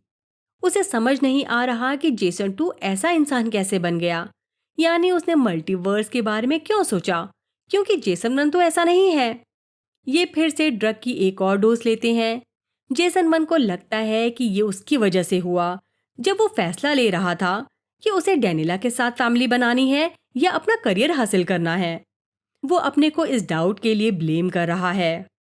मुझे लगता है अपनी लाइफ से डिसीजन के बारे में डाउट होना नेचुरल है। यहाँ अब क्योंकि उससे एक वर्जन का क्रिएशन हुआ, जेसन 1 शायद फील करता है कि अगर वो डेनिला के साथ लाइफ बिल्ड करने में थोड़ा कॉन्फिडेंट होता तो जेसन 2 एग्जिस्ट नहीं करता और ये सब जिंदगियां जो अब बर्बाद हो रही हैं नहीं होती। जेसन 1 मानता है कि जेसन 2 उसकी अनोखी, शांत और प्यार भरी फैमिली लाइफ जीना चाहता है जो उसके पास थी। वहीं लेटन 1 और जेसन 2 एक खूबसूरत दुनिया को देखते हैं और एडमायर करते हैं। ये वापस बॉक्स में आते हैं और लेटन 1 जेसन 2 को हर बॉटल के लिए $1 मिलियन देने का ऑफर करता है। इससे ये क्लियर हो जाता है कि जेसन 2 जेसन 1 की लाइफ के लिए नहीं बना। अगर जेसन 2 वो लाइफ जीना चाहता जो जेसन 1 की है, तो वो अपनी रियलिटी में वो सब अचीव करने की कोशिश करता। जेसन 2 सोचता है कि जेसन 1 की रियलिटी को हाईजैक करके वो अपने आप को एक और चांस दे रहा है, लेकिन ये पॉइंटलेस है क्योंकि वो इस रियलिटी को अपने एम्बिशन, लालच और पैसों की भूख को मिटाने के लिए यूज कर रहा है। ऐसा मुझे लगता है। बॉक्स के अंदर जेसन 1 और अमांडा एक और डोज लेते हैं और फिर से कॉरिडोर में एंटर करते हैं। जेसन 1 इस बार अलग अप्रोच लेता है और एक दरवाज़ा खोलने से पहले उस दुनिया के बारे में लिखने की कोशिश करता है जहां वो जाना चाहता है। वो दरवाज़ा खोलते हैं और एक दुनिया देखते हैं जो जेसन की ओरिजिनल दुनिया जैसी लगती है। जेसन 1 एक्साइटेड होने लगता है। वो शिकागो जाते हैं। यहाँ सड़कें, शहर बिल्कुल सुनसान है। जेसन 1 पार्किंग लॉट में एक गाड़ी ढूंढता है। ये इस सुनसान शहर में अपने घर तक ड्राइव करते हैं। जेसन 1 दरवाज़ा नॉक करता है। डेनिला दरवाज़ा खोलती है, लेकिन वो बीमार है और उसकी आंखों की पुतलियों में काला रंग है। जेसन 1 चार्ली के बारे में पूछता है। डेनिला बताती है कि वो अपने कमरे में है और इस दुनिया से जा चुका है और अब तक कोई उसे लेने नहीं आया। अमांडा 2 जेसन 1 को बाहर बुलाती है। यहाँ कई सीडीसी वर्कर्स पहुंच जाते हैं। वो जेसन 1 और अमांडा 2 का टेस्ट करते हैं, फिर अंदर आकर डेनिला को चेक करते हैं। डॉक्टर जेसन 1 को कुछ ऑटो इंजेक्टर्स देती है और कहती है कि वो ये सभी एक साथ डेनिला को दे दे, जिससे वो सुकून से मर पाएगी। अमांडा 2 नहीं चाहती कि जेसन 1 वापस अंदर जाए, लेकिन वो कहता है कि उसे जाना पड़ेगा क्योंकि वो उसकी पत्नी है। जेसन 1 अंदर आता है। डेनिला बोलती है कि उसने जेसन को बहुत याद किया और जेसन का जवाब है उसने भी उसे बहुत याद किया। वो येलो स्टोन टिप के बारे में बात करते हैं। डेनिला कहती है कि वो दिन परफेक्ट था और जेसन जवाब देता है सभी दिन परफेक्ट थे। डेनिला एक सिरिंज उठाती है, यानी उसने अपने आप को इंजेक्शन लगा लिया है। जेसन 1 और अमांडा 2 शहर से वापस चले जाते हैं और फिर बॉक्स के अंदर आते हैं। थोड़ी देर बाद अमांडा 2 की आंख खुलती है। जेसन 1 ब्लैर 2 के नोट्स पढ़ रहा है। अमांडा 2 जानना चाहती है कि बॉक्स इन्हें उस दुनिया में क्यों ले गया। वो कहता है कि उसने सिर्फ आई वॉन्ट माई फैमिली लिखा था। जेसन 1 और अमांडा 2 को रियलाइज होता है कि बॉक्स को चीट करना इम्पॉसिबल है। जेसन 1 डोर ओपन करने से पहले अमांडा और चार्ली के बारे में नेगेटिव चीजें सोच रहा था और इसी वजह से ये ऐसी रियलिटी में पहुंच गए जहां लोगों को एक ऐसी बीमारी ने जकड़ लिया था जिससे बचना नामुमकिन था। जैसा जेसन 2 ने लेटिन 1 से कहा था, कॉन्शियस और सबकॉन्शियस माइंड का पूरी तरह से सिंक होना जरूरी है, वरना इनके मन में अगर थोड़ा सा भी डाउट होगा तो इसका नतीजा बहुत ही भयानक हो सकता है।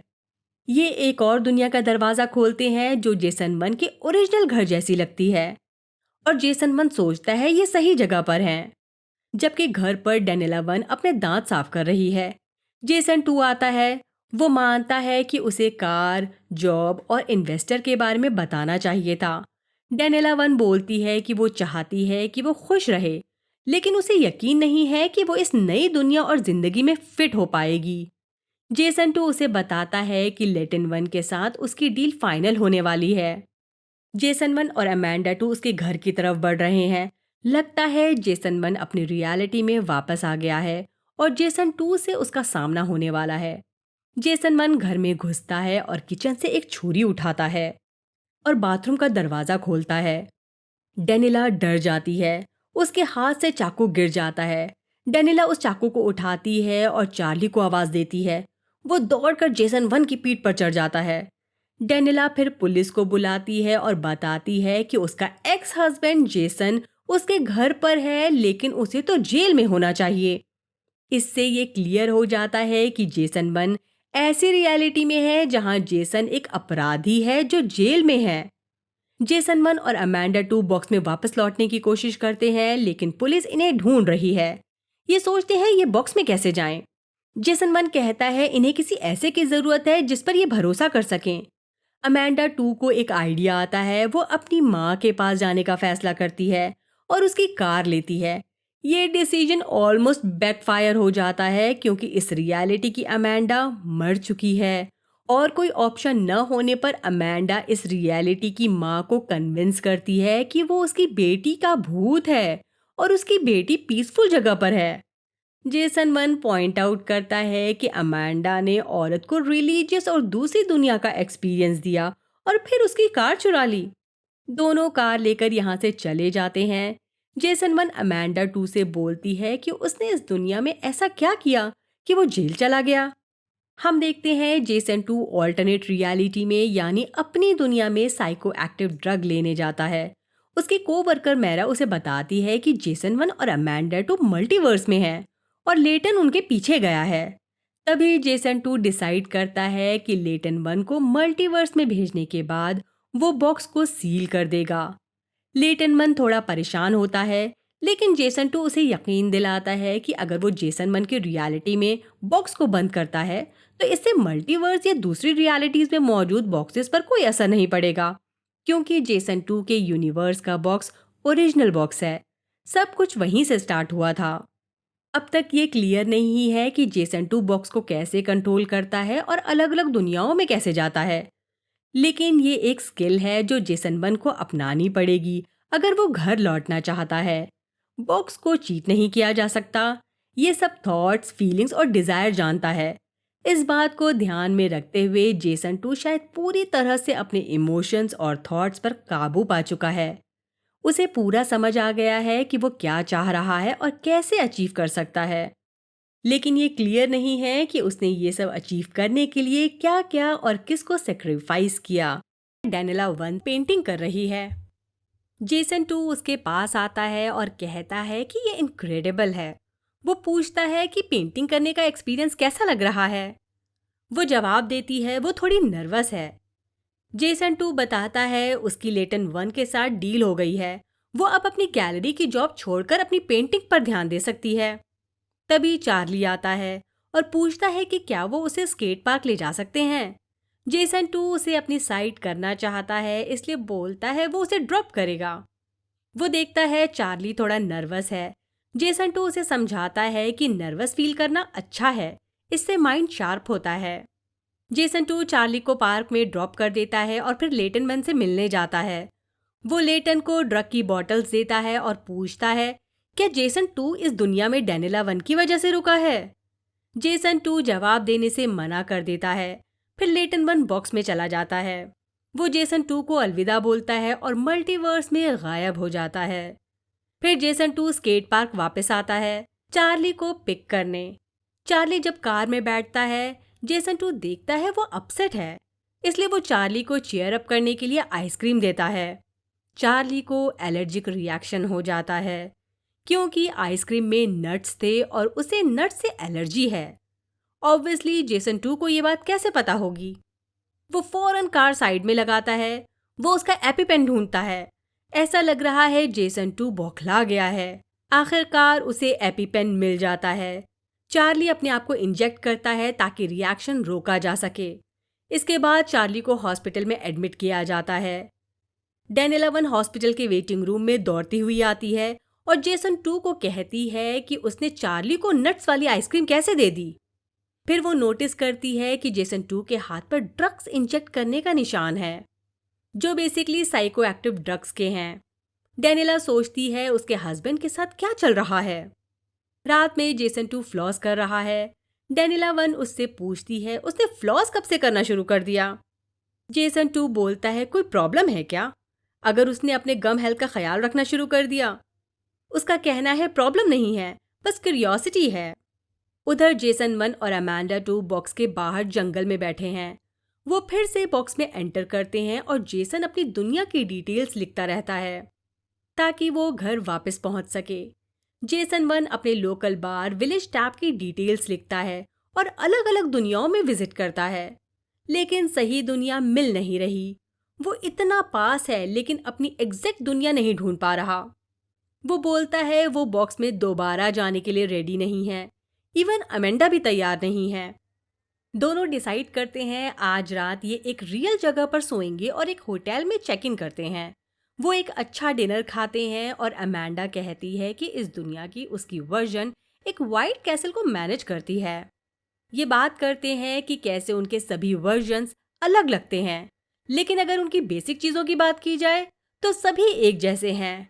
अमेंडा का कहना है उनके ऑल्टरनेट वर्जन्स में की कंपोनेंट तो सेम है, लेकिन उनकी ज़िंदगी के एक्सपीरियंसेस उन्हें बनाते हैं।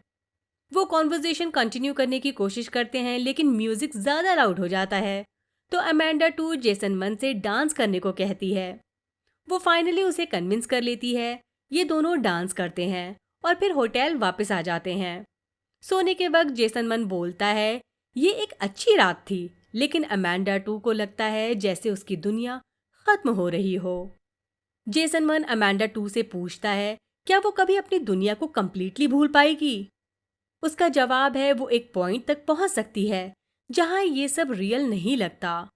जेसन 1 अमेंडा 2 से कहता है कि वो दूसरे बेड पर चली जाए ताकि वो अपनी रियलिटी को होल्ड कर सके। मेरे दिमाग में एक क्वेश्चन आया है, ये होटल में रुके हैं और अच्छा खाना खा रहे हैं, कैसे? इसके लिए पैसे चाहिए।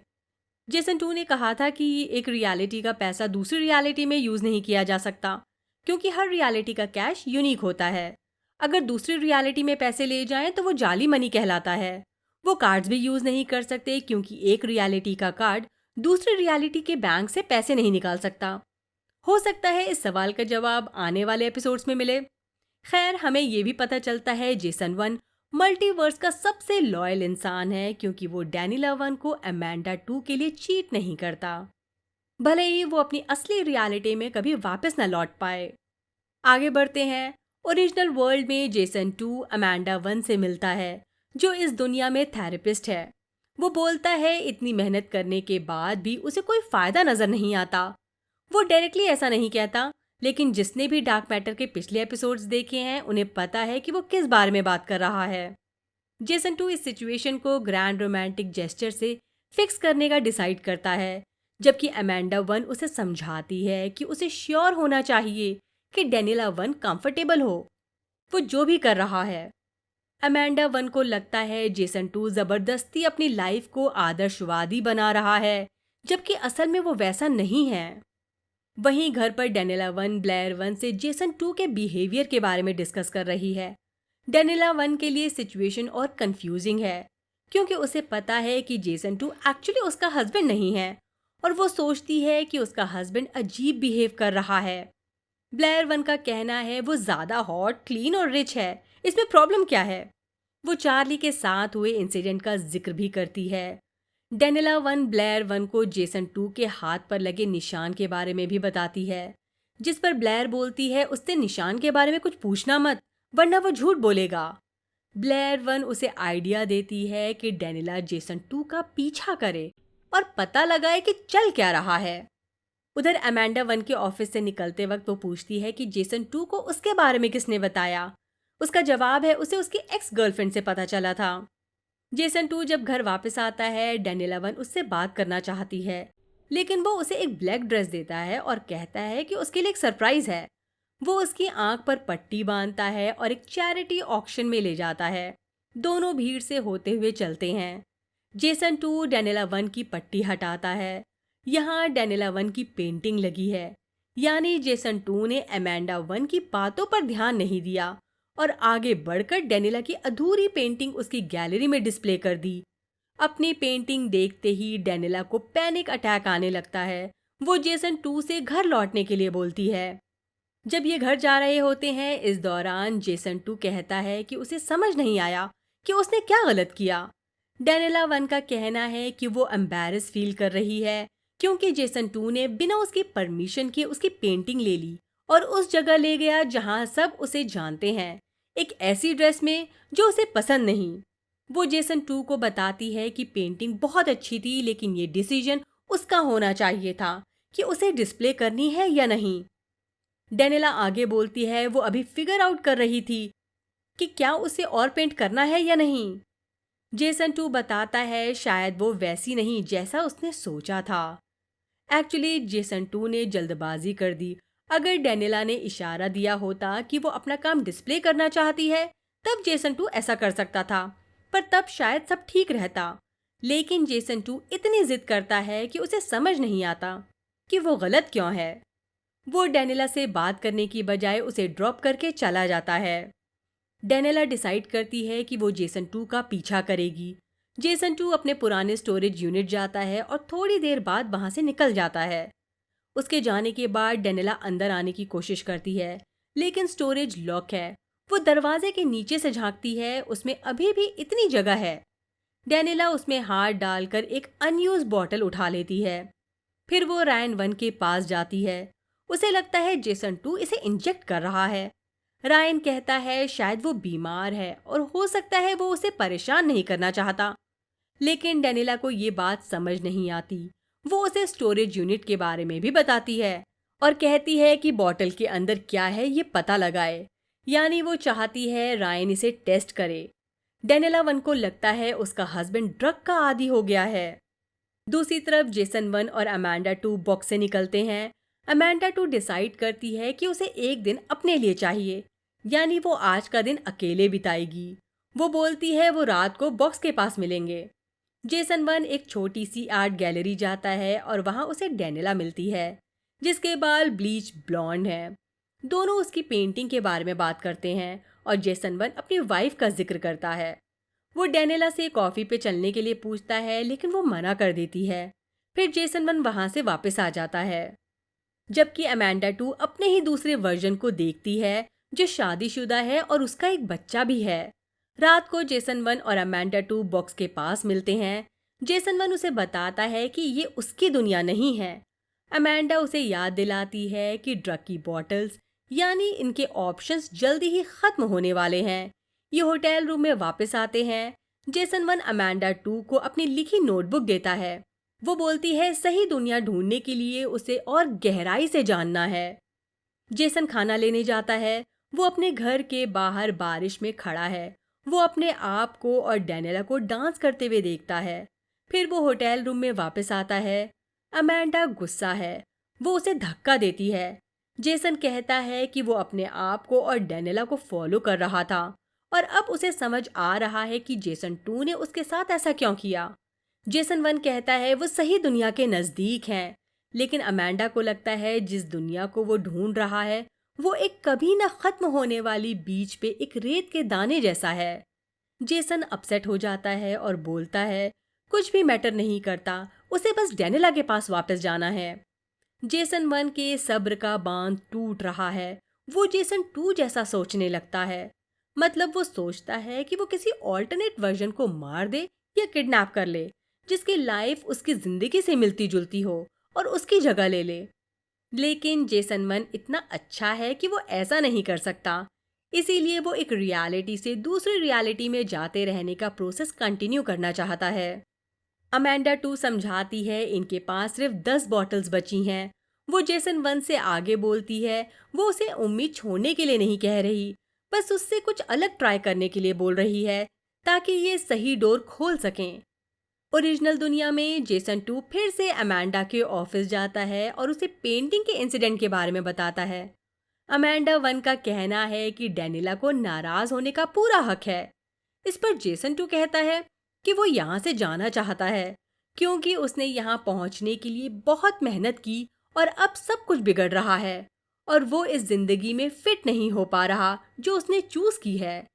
वो समझाता है जब वो यहाँ से जाने के बारे में सोचता है तो उसे मल्टीवर्स का इन्फिनिट कॉरिडोर याद आता है। अमेंडा कहती है उसे कमिटमेंट का डर है और जेसन 2 बोलता है कि वो 15 साल से शादीशुदा है, लेकिन अमेंडा का कहना है उसके बिहेवियर से ऐसा नहीं लगता। फिर वो अपने घर वापस आ जाता है।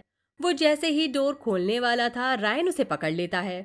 वो जेसन 2 को बॉटल दिखाता है और उस पर चोरी का इल्ज़ाम लगाता है, जबकि जेसन 2 उसे यकीन दिलाने की कोशिश करता है कि उसने उसकी रिसर्च नहीं चुराई। और फिर दोनों विलेज टैब जाते हैं ड्रिंक करने। जेसन 2 रायन से पूछता है कि क्या उसका कंपाउंड काम करता है। रायन का जवाब है वो बहुत पास है। फिर जेसन 2 उससे उसके एप्लीकेशन के बारे में पूछता है। रायन 1 कहता है उसके साइको एक्टिव ड्रग का मकसद डिजीज जैसे अल्जाइमर को क्योर करना है। जेसन 2 बोलता है उसकी ड्रग की एप्लीकेशन थोड़ी अलग है। फिर वो बोलता है लेकिन उसका कंपाउंड काम करता है। और जब रायन 1 उसके एप्लीकेशन के बारे में पूछता है, जेसन 2 उसे दिखाने के लिए तैयार हो जाता है। जेसन 2 रायन को बॉक्स दिखाता है और उसे ड्रग का डोज देता है। रायन 1 पूछता है कि क्या ये सेफ है। जेसन 2 कहता है उसने 100 से ज़्यादा बार इसे लिया है। दोनों बॉक्स के अंदर आते हैं और रायन 1 पहली बार कॉरिडोर देखता है। जेसन 2 एक्सप्लेन करता है कि ये कॉरिडोर दिमाग में जो चल रहा है उसे दिखाने की कोशिश करता है। फिर वो आगे समझाता है ये 5D क्वांटम स्पेस में है जिसे सुपरपोजिशन कहा जाता है। जेसन 2 बोलता है ये कॉरिडोर असल में बॉक्स का रिपीटेशन है सभी रियलिटीज में। वो समझाता है जब ये डोर खोलेंगे तब इनकी सोच और समझ का हर एक पहलू ये तय करेगा कि डोर के पीछे कौन सी रियलिटी होगी।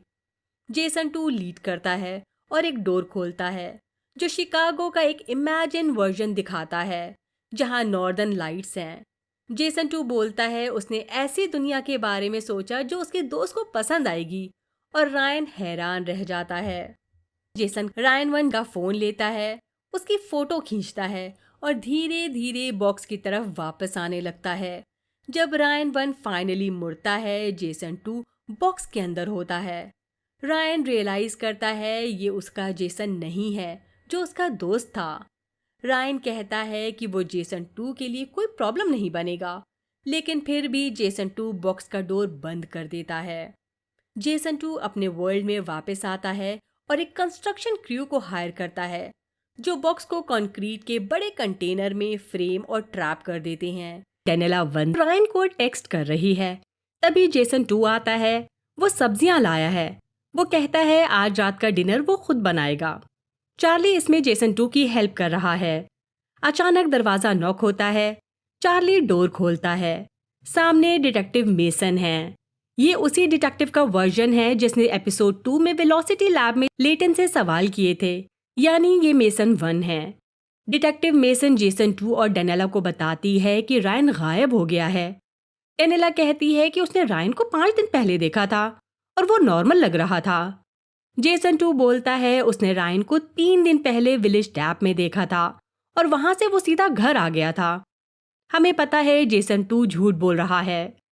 डिटेक्टिव मेसन के जाने के बाद डेनिला जेसन 2 को ऊपर बुलाती है और उसे बॉटल के बारे में सवाल करती है।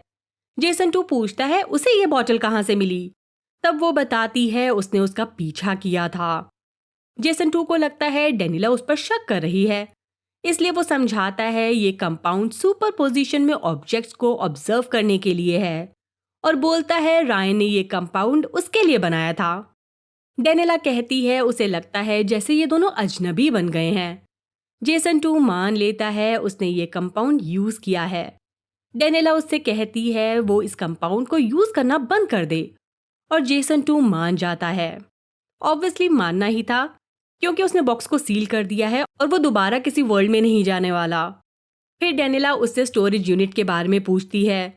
जेसन 2 कहता है उसमें उसके प्रोजेक्ट का सामान है। जेसन 2 ये भी कहता है उसने स्टोरेज यूनिट के बारे में डेनिला से छुपाया, क्योंकि उसे अपनी जिंदगी में ज्यादा चाहने का गिल्ट था। जेसन 2 ये भी झूठ बोल रहा है, उसे हमेशा से और चाहिए था। अब हमें जेसन 1 और अमांडा को दिखाया जाता है। ये कॉरिडोर में चल रहे हैं। अमांडा 2 को लगता है इन्हें अब ब्रेक ले लेना चाहिए। ये पिछले 1 महीने से ऐसे ही ट्रैवल कर रहे हैं।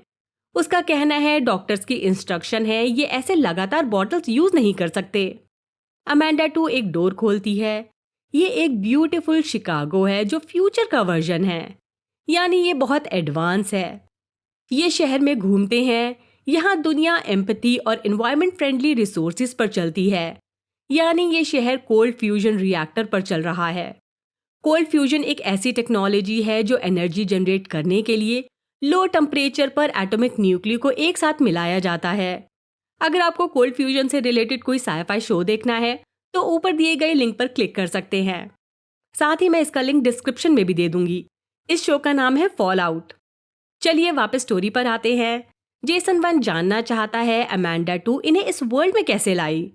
अमांडा 2 बताती है वो एक ऐसी जगह के बारे में सोच रही थी जहां लोग बेसिक फैक्ट्स पर एक सोच सकते हों। टेक्नोलॉजी ने सब कुछ डिस्ट्रॉय ना किया हो और सब लोगों में एक दूसरे के लिए इमोशनल कनेक्शन हो। फिर ये हॉट चॉकलेट लेते हैं, शहर में घूमते हैं और ग्रीन मिल कॉकटेल लॉन्ज में ड्रिंक के लिए जाते हैं। बारटेंडर एक रेस्टोरेंट का सजेशन देता है जिसका नाम द स्पायर है, जो ओबामा बिल्डिंग के ऊपर लोकेटेड है। अमांडा 2 कहती है कि वो कहीं जा रही है और जेसन 1 से 2 घंटे बाद रेस्टोरेंट में मिलेगी। जेसन 1 एक और ड्रिंक लेता है। तभी एक कपल उसके पास आता है। वो चाहते हैं जेसन 1 उनकी फोटो खींचे। जेसन 1 मान जाता है और फिर वो कपल उसे एक पिक्चर दिखाते हैं। इसमें जेसन 1 और अमांडा 2 हैं। वो फोटो में बहुत खुश नजर आ रहे हैं। वो पूछते हैं जेसन और अमांडा कितने टाइम से साथ हैं। जेसन 1 मुस्कुराकर कहता है ज्यादा वक्त नहीं हुआ। जेसन 1 एलिवेटर से बिल्डिंग के टॉप पर आ जाता है और देखता है कि अमांडा एक ग्रीन ड्रेस पहने विंडो के पास बैठी है। जेसन 1 को लग रहा है वो अमांडा 2 के सामने अंडर ड्रेस है। तभी अमांडा 2 एक चेयर की तरफ इशारा करती है। उसके लिए भी एक सूट है। वो कपड़े चेंज करने जाता है। जेसन 1 वापस आता है। अमांडा 2 का मानना है वो बहुत स्मार्ट लग रहा है। जेसन 1 उसे उसकी फेवरेट कैंडी देता है। अमांडा 2 बताती है उसने इस दुनिया के जेसन के बारे में पता किया और उसे पता चला वो जेसन इंश्योरेंस बेचता है। अमांडा 2 ये भी बताती है कि इस दुनिया की अमांडा 2 साल पहले गायब हो गई थी, इसलिए उसने नया पासपोर्ट बनवाया है और इस दुनिया में रहने का फैसला किया है। वो जेसन 1 को याद दिलाती है कि उसके पास तो अपना घर है, फैमिली है, जिसे वो ढूंढ रहा है। लेकिन अमांडा 2 के पास तो कुछ भी नहीं। बेसिकली वो वही कर रही है जैसा ब्लैड 2 ने उसे समझाया था, इसलिए वो एक ऐसी रियलिटी में सेटल हो रही है जो उसे सूट करती है। अमांडा 2 जेसन 1 से कहती है वो चाहती है जेसन 1 उसके साथ इसी दुनिया में रुके, लेकिन जेसन 1 नहीं मानता।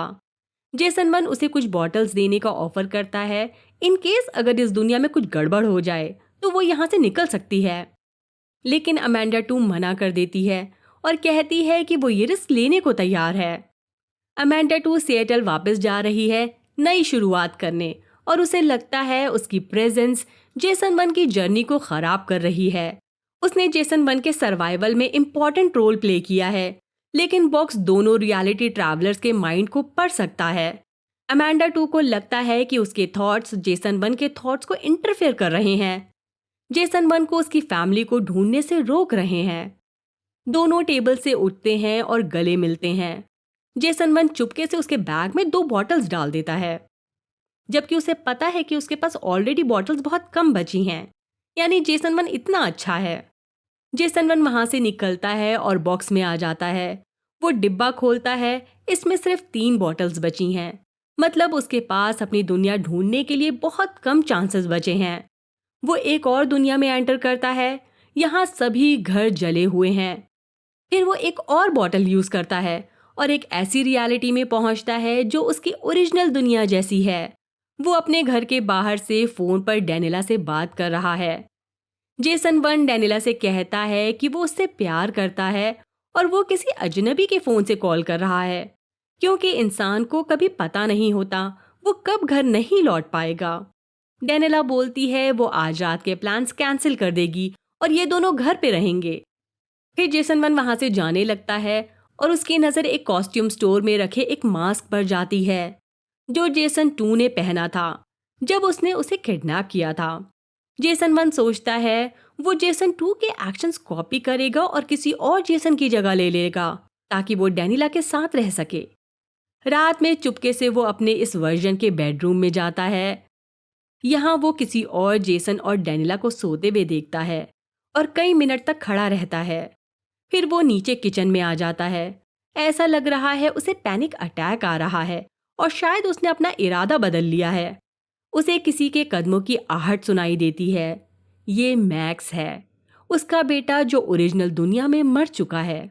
उसे इस दुनिया में हॉली नाम की लड़की ने अपना दिल डोनेट किया था।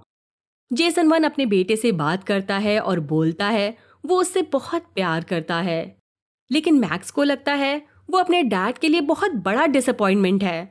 जेसन वन अपने बेटे को कंफर्ट करने की कोशिश करता है लेकिन फेल हो जाता है।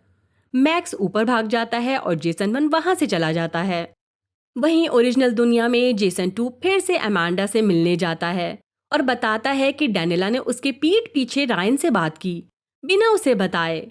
जेसन टू आगे बोलता है वो सब कुछ छोड़कर यहाँ से जाने की सोच रहा है। इस पर अमांडा का जवाब है वो सिचुएशन से नहीं बल्कि अपने आप से भाग रहा है। जेसन टू जवाब देता है वो अमांडा के बारे में और जानना चाहता है, लेकिन अमांडा कुछ भी बताने से मना कर देती है। तब जेसन टू कहता है कि वो उसके बारे में बताएगा। वो बोलता है अमांडा को मीठा पसंद है और उसके पेरेंट को केयर की ज़रूरत थी, इसी वजह से अमांडा अपनी हेल्प करने की बजाय दूसरों की मदद करती है। ये सब सुनने के बाद अमांडा उसे भेज देती है। जेसन टू जब घर पहुंचता है देखता है डिटेक्टिव मेसन उसके घर के बाहर बैठी है। वो जेसन टू को बताती है रायन के फ़ोन का लास्ट सिग्नल शिकागो के इंडस्ट्रियल एरिया से आ रहा था, यानी वहां से जहां बॉक्स है। वो पूछती है क्या जेसन टू वहां उसके साथ गया था। जेसन झूठ बोलता है और कहता है नहीं। डिटेक्टिव मेसन के सभी सवालों के जवाब जेसन टू नहीं में दे रहा है। इस पर वो बोलती है अगर उसे कुछ इंटरेस्टिंग मिलता है तो वो उसके टच में रहेगी। इसके बाद जेसन टू वापस बॉक्स के पास आता है और बॉक्स पर लगी सील तोड़ देता है। फिर वो किसी और दुनिया के रायन से मिलता है जो नाकामयाब है। वो उसके साथ ड्रिंक करता है। रायन बताता है वो लोगन स्क्वायर में लॉयल्टी मोटर गैराज चलाता है और उसे यूनिवर्सिटी ऑफ शिकागो में फुल स्कॉलरशिप मिली थी, लेकिन हाई स्कूल के सीनियर ईयर के बाद उसने ड्रिंक करके गाड़ी चला दी और तब से उसे हमेशा ये सोचना पड़ता है कि अगर वैसा नहीं होता तो क्या हो सकता था। जेसन टू उसे बहुत ड्रिंक कराता है। वो नशे की हालत में उसे किडनैप करके ओरिजिनल दुनिया में ले आता है और फिर उसे रायन वन के घर लाता है। जैसा कि हमें पता है जेसन टू ने असली रायन को किसी और दुनिया में ले जाकर मरने के लिए छोड़ दिया। उसका वापस आना नामुमकिन है। जेसन टू इस रायन को नहलाता है, उसका हेयर कट करता है, बेसिकली उसका पूरा रूप बदल देता है। उसे बेड पर सुलाकर वापस घर आ जाता है। दरवाजे पर उसे अंदर से डेनिला की हंसी सुनाई देती है। वो घर के बाहर ही खड़ा रहता है, अंदर नहीं जाता। अब हमें जेसन वन को दिखाया जा रहा है जो बॉक्स के अंदर है और डेनिला के बारे में वो अपनी पहली मेमोरी लिख रहा है। वो याद करता है कि वो अपनी वाइफ से कितना प्यार करता है। वो मानता है ये दोनों स्टार क्रॉस लवर्स हैं जो हमेशा साथ रहने के लिए बने हैं और उसे पता है मल्टीवर्स की ये सब कॉम्प्लिकेशंस इन्हें अलग नहीं कर सकती। वो अपनी लास्ट कंपाउंड की बॉटल लगाता है, कॉरिडोर में चलता है और कॉरिडोर का आखिरी डोर चूज करता है और बोलता है वो बस घर वापस जाना चाहता है और डेनिला के साथ अपनी जर्नी पर वापस आना चाहता है। डोर खुलता है। वो देखता है बॉक्स के आसपास कंक्रीट है और जमीन पर एक बॉटल है। उसे रियलाइज होता है वो अपनी दुनिया में वापस आ गया है। जेसन वन ट्रेन से द विलेज टैप आता है, बार में एंटर करता है और मैट से पूछता है क्या वो उसे जानता है। मैट कहता है हाँ। तो जेसन एक्साइटमेंट में उसे गले लगा लेता है और बाहर भाग आता है। फिर जेसन वन घर जाता है और अपने घर के बाहर खड़ा होकर खिड़की से डेनिला और चार्ली को देखता है, लेकिन उसे पता है वो अंदर नहीं जा सकता।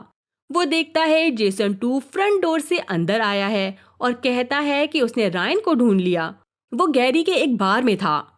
डेनिला सजेस्ट करती है शायद रायन को अकेला नहीं छोड़ना चाहिए, लेकिन जेसन टू इंसिस्ट करता है कि उसने रायन की गर्लफ्रेंड मिंडी को बुलाया है जो उससे मिलने आ रही है। वो आगे बोलता है उसे डिटेक्टिव मेसन को इन्फॉर्म करना होगा कि रायन ठीक है। जेसन वन एक स्टोर में जाता है और होम डिफेंस के लिए एक हैंडगन खरीदने की कोशिश करता है, लेकिन स्टोर में खड़ी औरत पूछती है क्या उसके पास फॉइड कार्ड है, यानी fire arm owners ID card. लेकिन जेसन वन के पास वो नहीं है और उसे बनाने में भी थोड़ा वक्त लगेगा, इसलिए जेसन वन गन की बजाय पेपर स्प्रे और एक नाइफ खरीदता है और स्टोर से निकल जाता है। उसके जाने के कुछ ही देर बाद एक और जेसन इसी स्टोर के अंदर आता है और एक हैंडगन खरीदने की कोशिश करता है। स्टोर की औरत पूछती है क्या उसने अपना माइंड नाइफ के बारे में चेंज कर लिया, लेकिन जेसन बोलता है वो कभी स्टोर में तो आया ही नहीं। इस मोमेंट में जेसन को रियलाइज होता है उसके खुद के और भी वर्जन्स इस दुनिया में आ गए हैं और वही सोच रहे हैं जो वो सोच रहा है। फिर वो बाहर भागता है और उस जेसन को ढूंढने लगता है। असल में जो ये वाला जेसन है उसकी उंगली पर पट्टी बंधी है, जबकि जेसन 1 और जेसन 2 की फिंगर पर कोई पट्टी नहीं थी। ये कौन सा वाला जेसन है पता नहीं। जेसन 1 ओरिजिनल दुनिया में वापस आ गया है, लेकिन उसने इस बात पर ध्यान नहीं दिया कि और भी जेसन्स हैं जो उसके किडनैप होने के बाद स्प्लिट ऑफ हुए हैं, और वो भी उसी सिचुएशन में है जिसमें जेसन 1 है।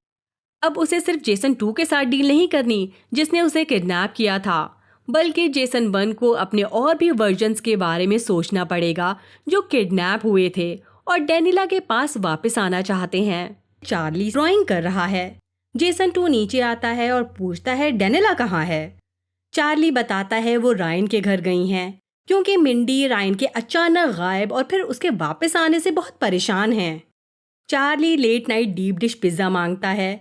इस पर जेसन 2 बोलता है वो उसकी लैंग्वेज बोल रहा है। फिर वो कचरा फेंकने घर के पीछे आता है। यहाँ दूसरा जेसन उस पर चाकू से हमला कर देता है। जेसन 2 बड़ी मुश्किल से अपने को बचाता है और दूसरे जेसन का सिर जमीन से टकराकर उसे मार डालता है। वहीं रायन के घर पर डेनिला अंदर आती है और रायन टॉयलेट के पास बैठा वॉमिटिंग कर रहा है। उसका हैंगओवर कम हो रहा है और उसे समझ आने लगता है कि उसके आसपास के लोग उसे पहचानते हैं, लेकिन वो उन्हें नहीं पहचानता।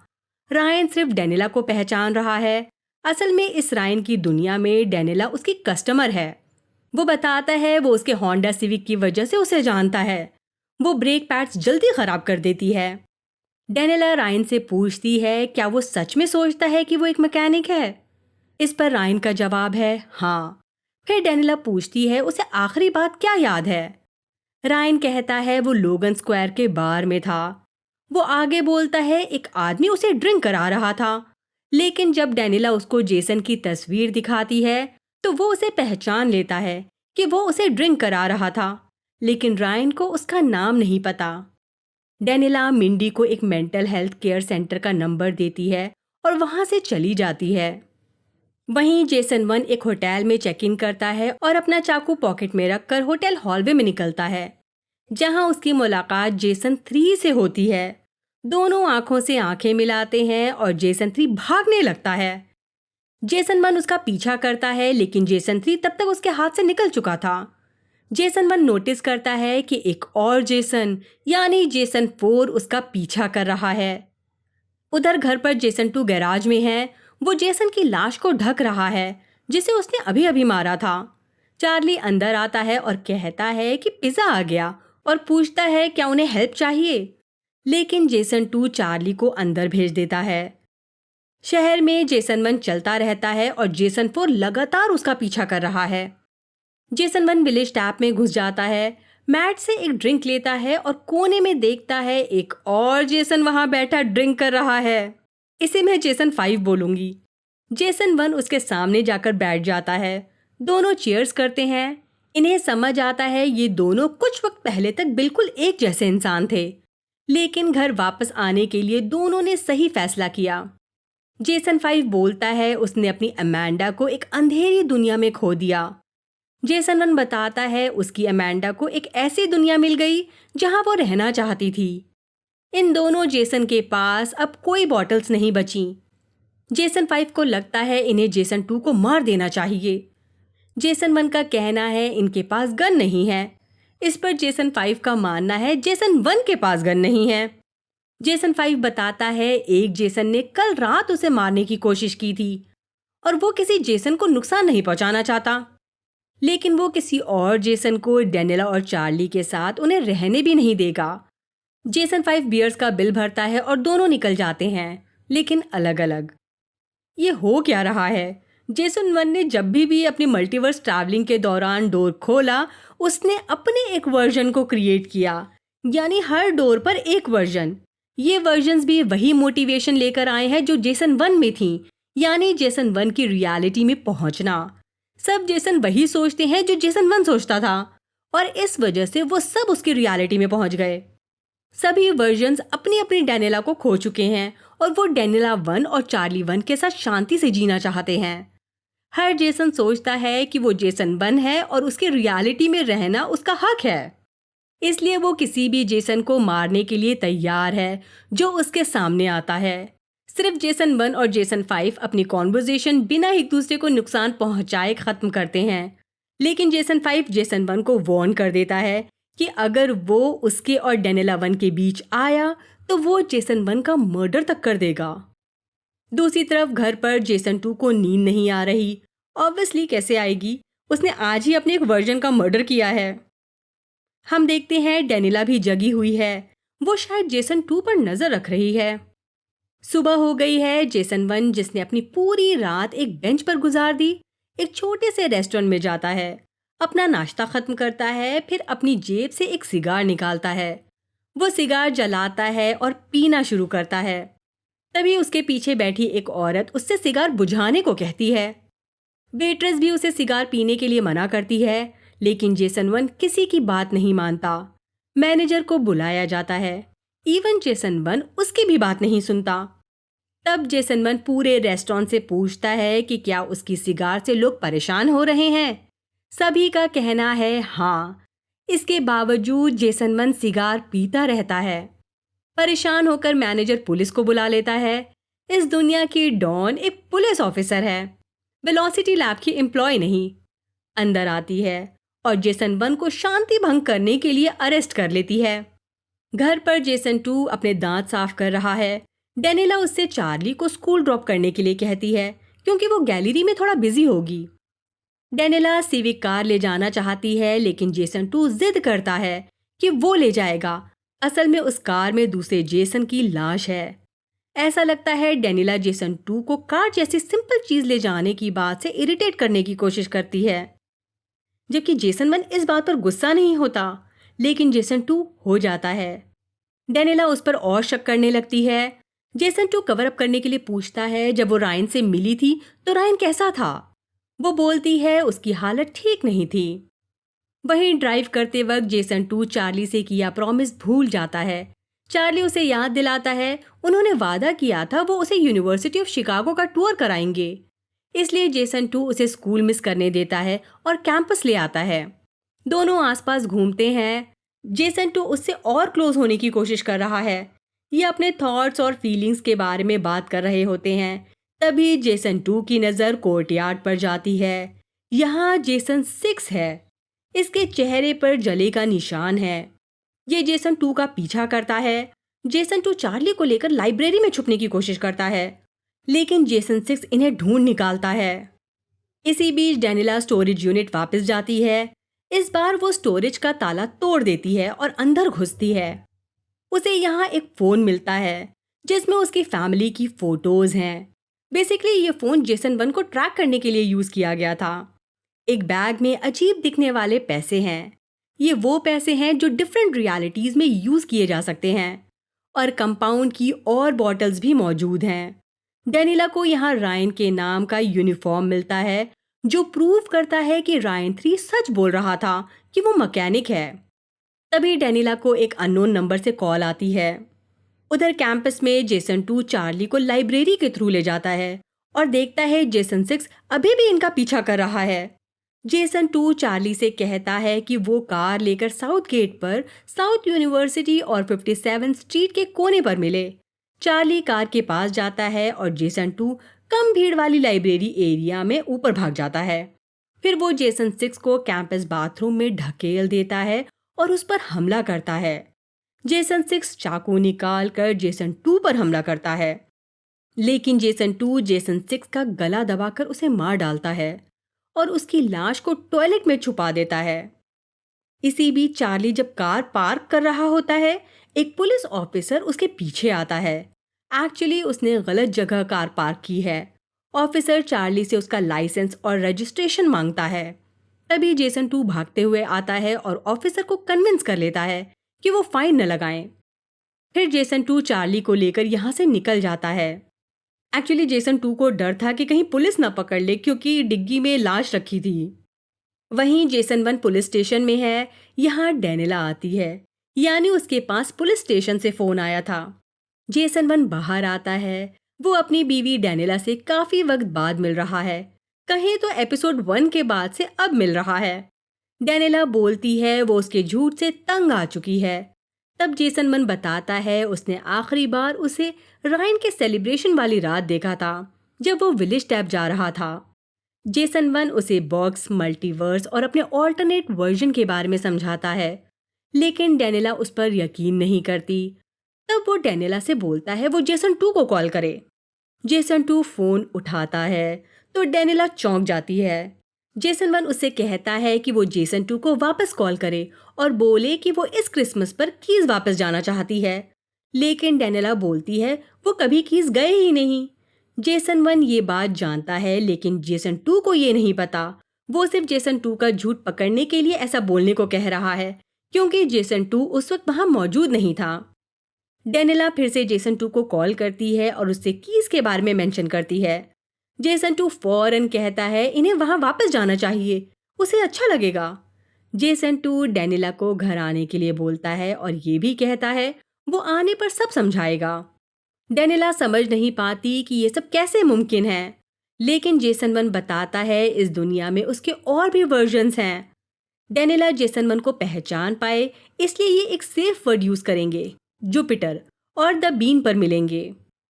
डेनिला घर आकर चार्ली को कॉल और टेक्स्ट करती है, लेकिन जब वो जवाब नहीं देता, डेनिला चार्ली को लेने घर के अंदर आती है और देखती है जेसन 2 और चार्ली अपने बैग पैक कर रहे हैं।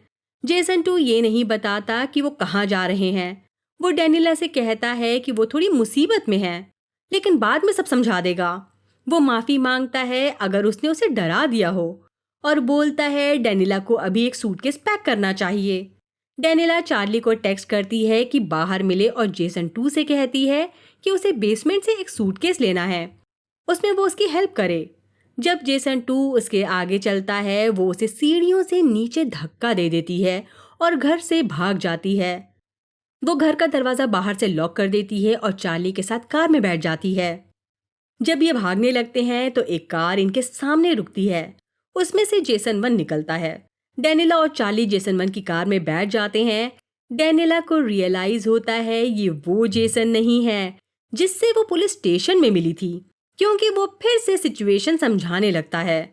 तभी इनकी कार एक और कार से टकरा जाती है जिसमें भी एक जेसन है।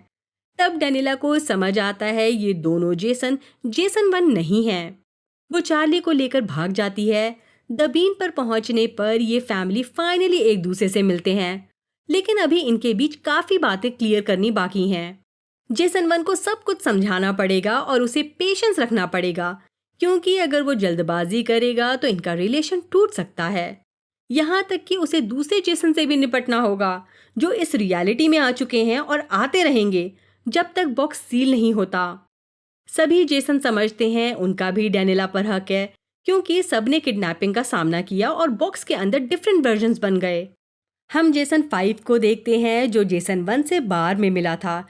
ये घर आ चुका है और जेसन 2 से पूछता है डेनिला और चार्ली कहाँ हैं। जेसन 2 झूठ बोलता है और कहता है वो खुद अपनी फैमिली को ढूंढ रहा है। लेकिन जेसन 5 उसके हाथ पर लगी चोट पहचान लेता है कि वो जेसन 2 है जिसने उसे किडनैप किया था। जेसन 5 फिर पूछता है कि चार्ली और डेनिला कहाँ हैं, लेकिन जेसन 2 को नहीं पता। गुस्से में जेसन 5 जेसन 2 को पीटने लगता है। जेसन 2 बोलता है उसे कुछ नहीं पता। जेसन 5 को लगता है वो उसके किसी काम का नहीं और उसे फिर बेरहमी से पीट देता है।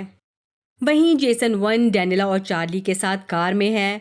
हम देखते हैं डेनिला और चार्ली के फोन्स पर लगातार मैसेजेस आ रहे हैं, अलग अलग जेसन्स के, जो उन्हें बुलाने की कोशिश कर रहे हैं। इसलिए ये अपने फोन्स का लोकेशन शेयरिंग ऑप्शन बंद कर देते हैं ताकि ये परेशान न हो। जेसन 1 कहता है उसने सोचा था कि उसे सिर्फ जेसन 2 से निपटना पड़ेगा, लेकिन उसे पता होना चाहिए था कि और भी जेसन्स होंगे। उसे समझ नहीं आ रहा ये कहाँ जाएं, क्योंकि इन्हें हर जगह ट्रैक किया जा सकता है। इस टेंशन भरी सिचुएशन में जेसन 1 को अपनी फैमिली को सेफ रखने का रास्ता ढूंढना होगा। इन्हें एक ऐसी जगह चाहिए जहां दूसरे जेसन्स इन्हें आसानी से ढूंढ न सकें। जेसन 1 कोई मेजर डिसीजन नहीं ले सकता क्योंकि उसका सोचना भी बाकी जेसन्स की तरह ही है और इसलिए उन्हें पता चल जाएगा। इसी वजह से डेनिला ने डिसाइड किया था कि वो जेसन 1 से कहाँ मिलेगी और इस बार चार्ली डिसाइड करता है कि ये लोग जेम्स के घर रुकेंगे। यहाँ कोई नहीं रहता, ये उसका पुश्तैनी घर है। जब ये अंदर जा रहे होते हैं तो अलार्म बज जाता है, लेकिन चार्ली सिक्योरिटी कोड्स जानता है और उसे बंद कर देता है। चार्ली अपने दोस्तों के साथ यहाँ टाइम स्पेंड करने आता है। चार्ली बेडरूम में बैठकर अपने दोस्तों की फोटोज देख रहा है। जेसन 1 कमरे में आता है। चार्ली को बुरा लग रहा है उसने डेनिला को प्रोटेक्ट नहीं किया, लेकिन जेसन 1 उसे समझाता है ये उसकी गलती नहीं, बल्कि जेसन 1 को इन दोनों को प्रोटेक्ट करना चाहिए था। चार्ली पूछता है क्या दूसरे जेसन्स असल में उसके डैड हैं, और वो जवाब देता है हाँ और ना।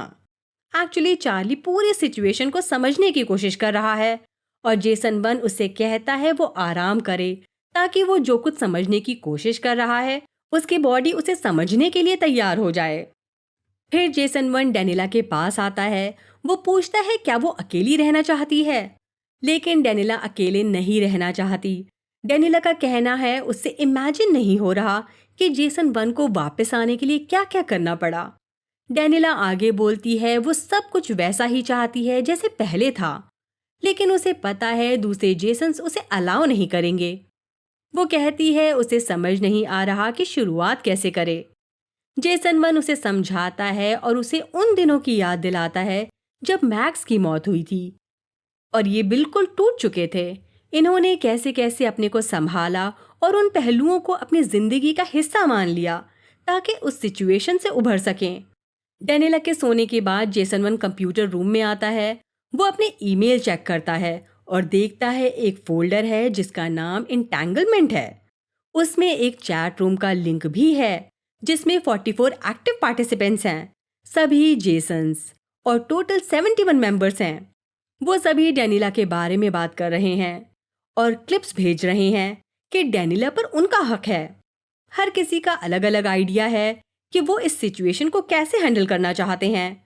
कोई कहता है उन्हें लॉटरी करनी चाहिए, कोई बोलता है उन्हें डेनिला और चार्ली की जॉइंट कस्टडी में सेटल कर लेना चाहिए, और कुछ लोग सजेस्ट करते हैं ये सब मिलकर टीम अप करें और बाकी जेसन्स को खत्म कर दें।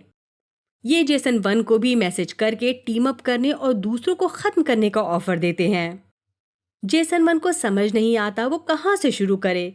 वो जानता है सभी जेसन उसकी तरह ही स्मार्ट हैं और इनका कोई भी प्लान आसानी से फेल हो सकता है। उसे स्ट्रैटेजी बनानी होगी जो अनप्रेडिक्टेबल हो और जो उसकी फैमिली को बचा सके। अपनी फैमिली की सेफ्टी के लिए उसे सूझबूझ से कदम उठाना पड़ेगा। इसीलिए जेसन 1 चैट रूम को शट डाउन कर देता है ताकि पैरामीटर को सिक्योर कर सके। जेसन 1 दूसरे कमरे में वापस आता है। उसे कुछ आवाज आती है, इसलिए वो एक फायर पोकर उठाता है और नीचे ही कुर्सी पर सो जाता है। जब उसकी आंख खुलती है उसके पास डेनिला का एक नोट रखा है जिसमें वो कह रही है उसने कॉफी बना दी है और वो बीच पर है।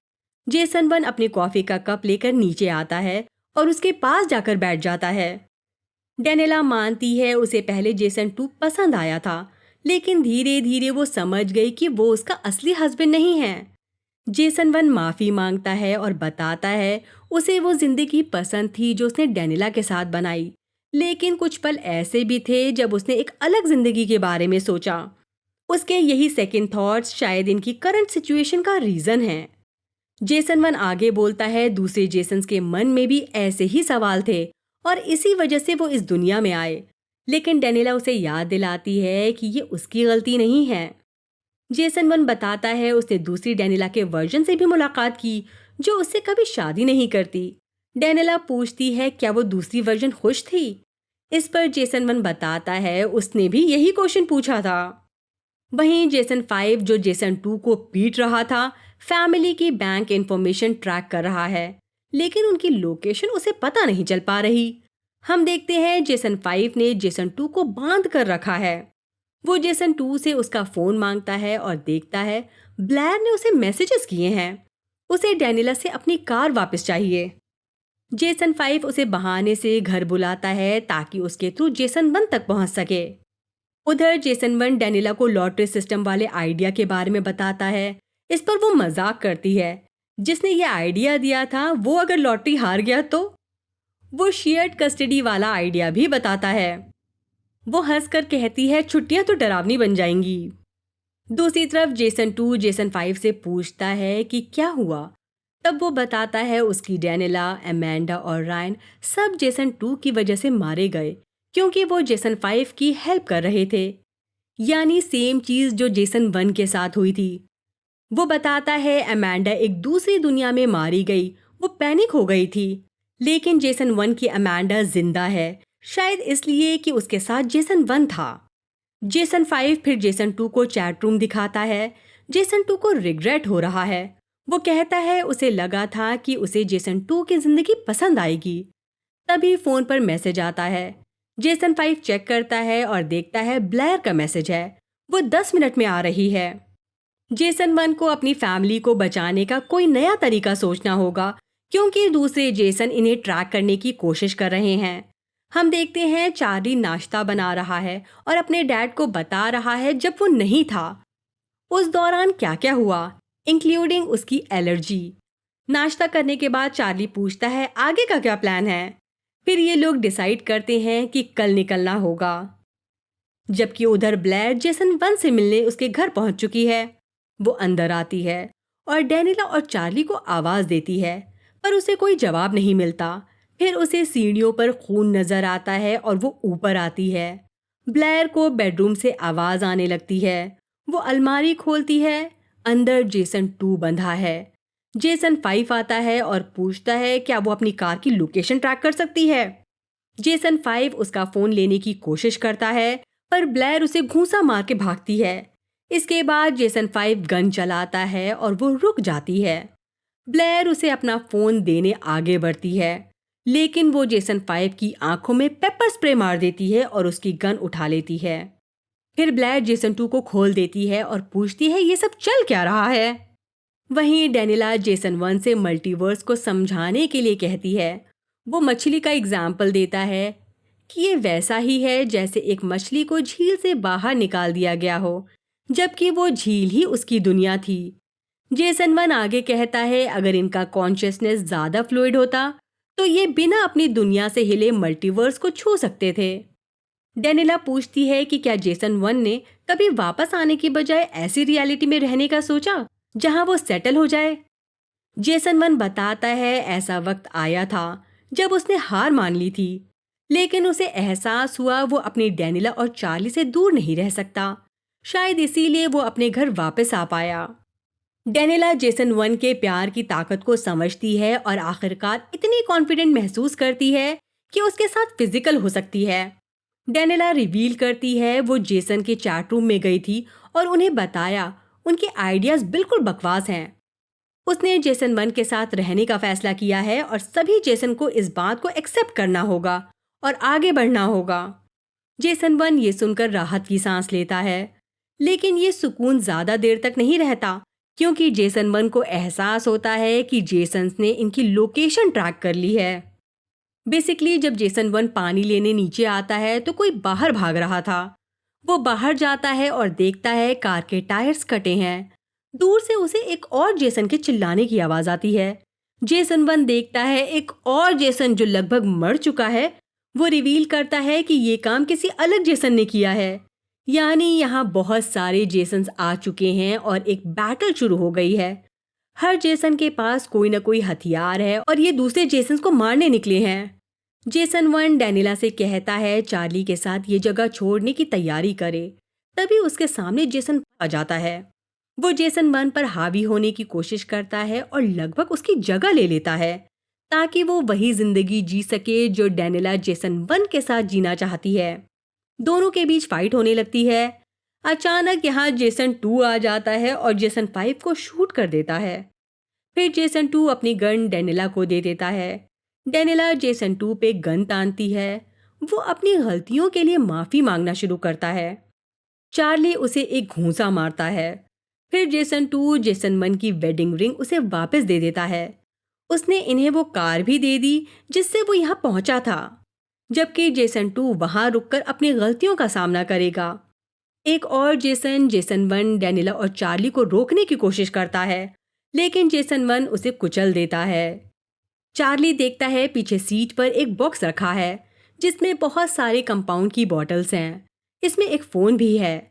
चार्ली डैनिला को फ़ोन देता है जिसमें जेसन 2 की रिकॉर्डिंग है। ये प्ले करते हैं। इसमें जेसन 2 ने अपनी चॉइस को एक्सप्लेन किया है। वो कहता है उसने जेसन 1 की फैमिली को चुराने की कोशिश की क्योंकि उसे जलन हो रही थी। जेसन 1 को पता है उसकी रियलिटी उसकी और उसकी फैमिली के लिए अनसेफ है। यहाँ बहुत सारे जेसन्स हैं जो कहीं जा नहीं सकते। ये बात साफ हो जाती है कि जेसन 1 को डैनिला और चार्ली के साथ वहाँ से निकलना पड़ेगा। ये बॉक्स के पास पहुँचते हैं। ये देखते हैं यहाँ बहुत सारे जेसन मौजूद हैं। एक जेसन आगे बढ़कर बोलता है ये उन्हें रोकने नहीं आए। डैनिला माफ़ी मांगती है और वो दूसरा जेसन कहता है वो बस चाहता है वो सेफ रहें। कुछ जेसन डैनिला के डिसीजन से एग्री नहीं करते कि वो जेसन 1 के साथ रहे, लेकिन बहुत से जेसन उसके डिसीजन की रिस्पेक्ट करने के लिए तैयार हैं। उनमें से एक तो कहता है किस जेसन को क्या चाहिए इस बात का सवाल नहीं है, बल्कि ये मैटर करता है कि डैनिला क्या चाहती है। सारे जेसन्स जेसन 1 डैनिला और चार्ली के लिए रास्ता बना देते हैं। वो तीनों बॉक्स के अंदर जाते हैं, दरवाज़ा बंद करते हैं और एक एक कंपाउंड ड्रग लेते हैं। हम देखते हैं रायन का एक वर्जन साइको एक्टिव ड्रग बना रहा है। ये क्लियर नहीं है कि ये वही रायन है जिसे जेसन 2 ने मल्टीवर्स की एक दुनिया में छोड़ दिया था या फिर कोई नया वर्जन है, लेकिन ऐसा लगता है ये रायन अपनी खुद की मल्टीवर्स की जर्नी बनाएगा। जबकि डॉन 2 जिसने डैनिला 2 को मारा था बॉक्स को गार्ड करती नजर आ रही है, लेकिन लगता है या तो वो अपनी पोस्ट छोड़कर एक वायलेंस फ्री लाइफ जीने वाली है या मल्टीवर्स में अपना लक आजमाने वाली है। वहीं ब्लायर 2 जो अपनी मेगा हॉर्नेट इन्फेस्टेड वर्ल्ड को छोड़ने में हेजिटेट कर रही थी, फाइनली मल्टीवर्स में एंटर करने का डिसीजन लेती है।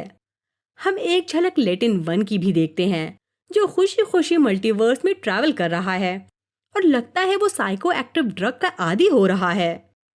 जबकि लेटन 2 का कुछ अता पता नहीं। हम ये समझ सकते हैं वो शायद सरवाइव नहीं कर पाया।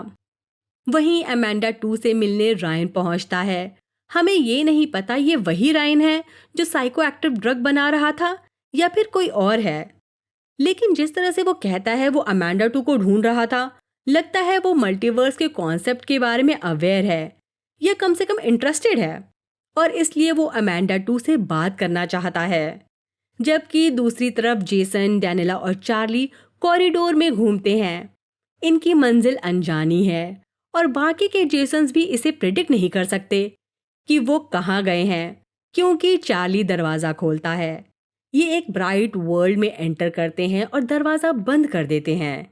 इसी के साथ ये वीडियो और ये सीज़न यहीं ख़त्म होता है। बाय, अपना ख्याल रखिए।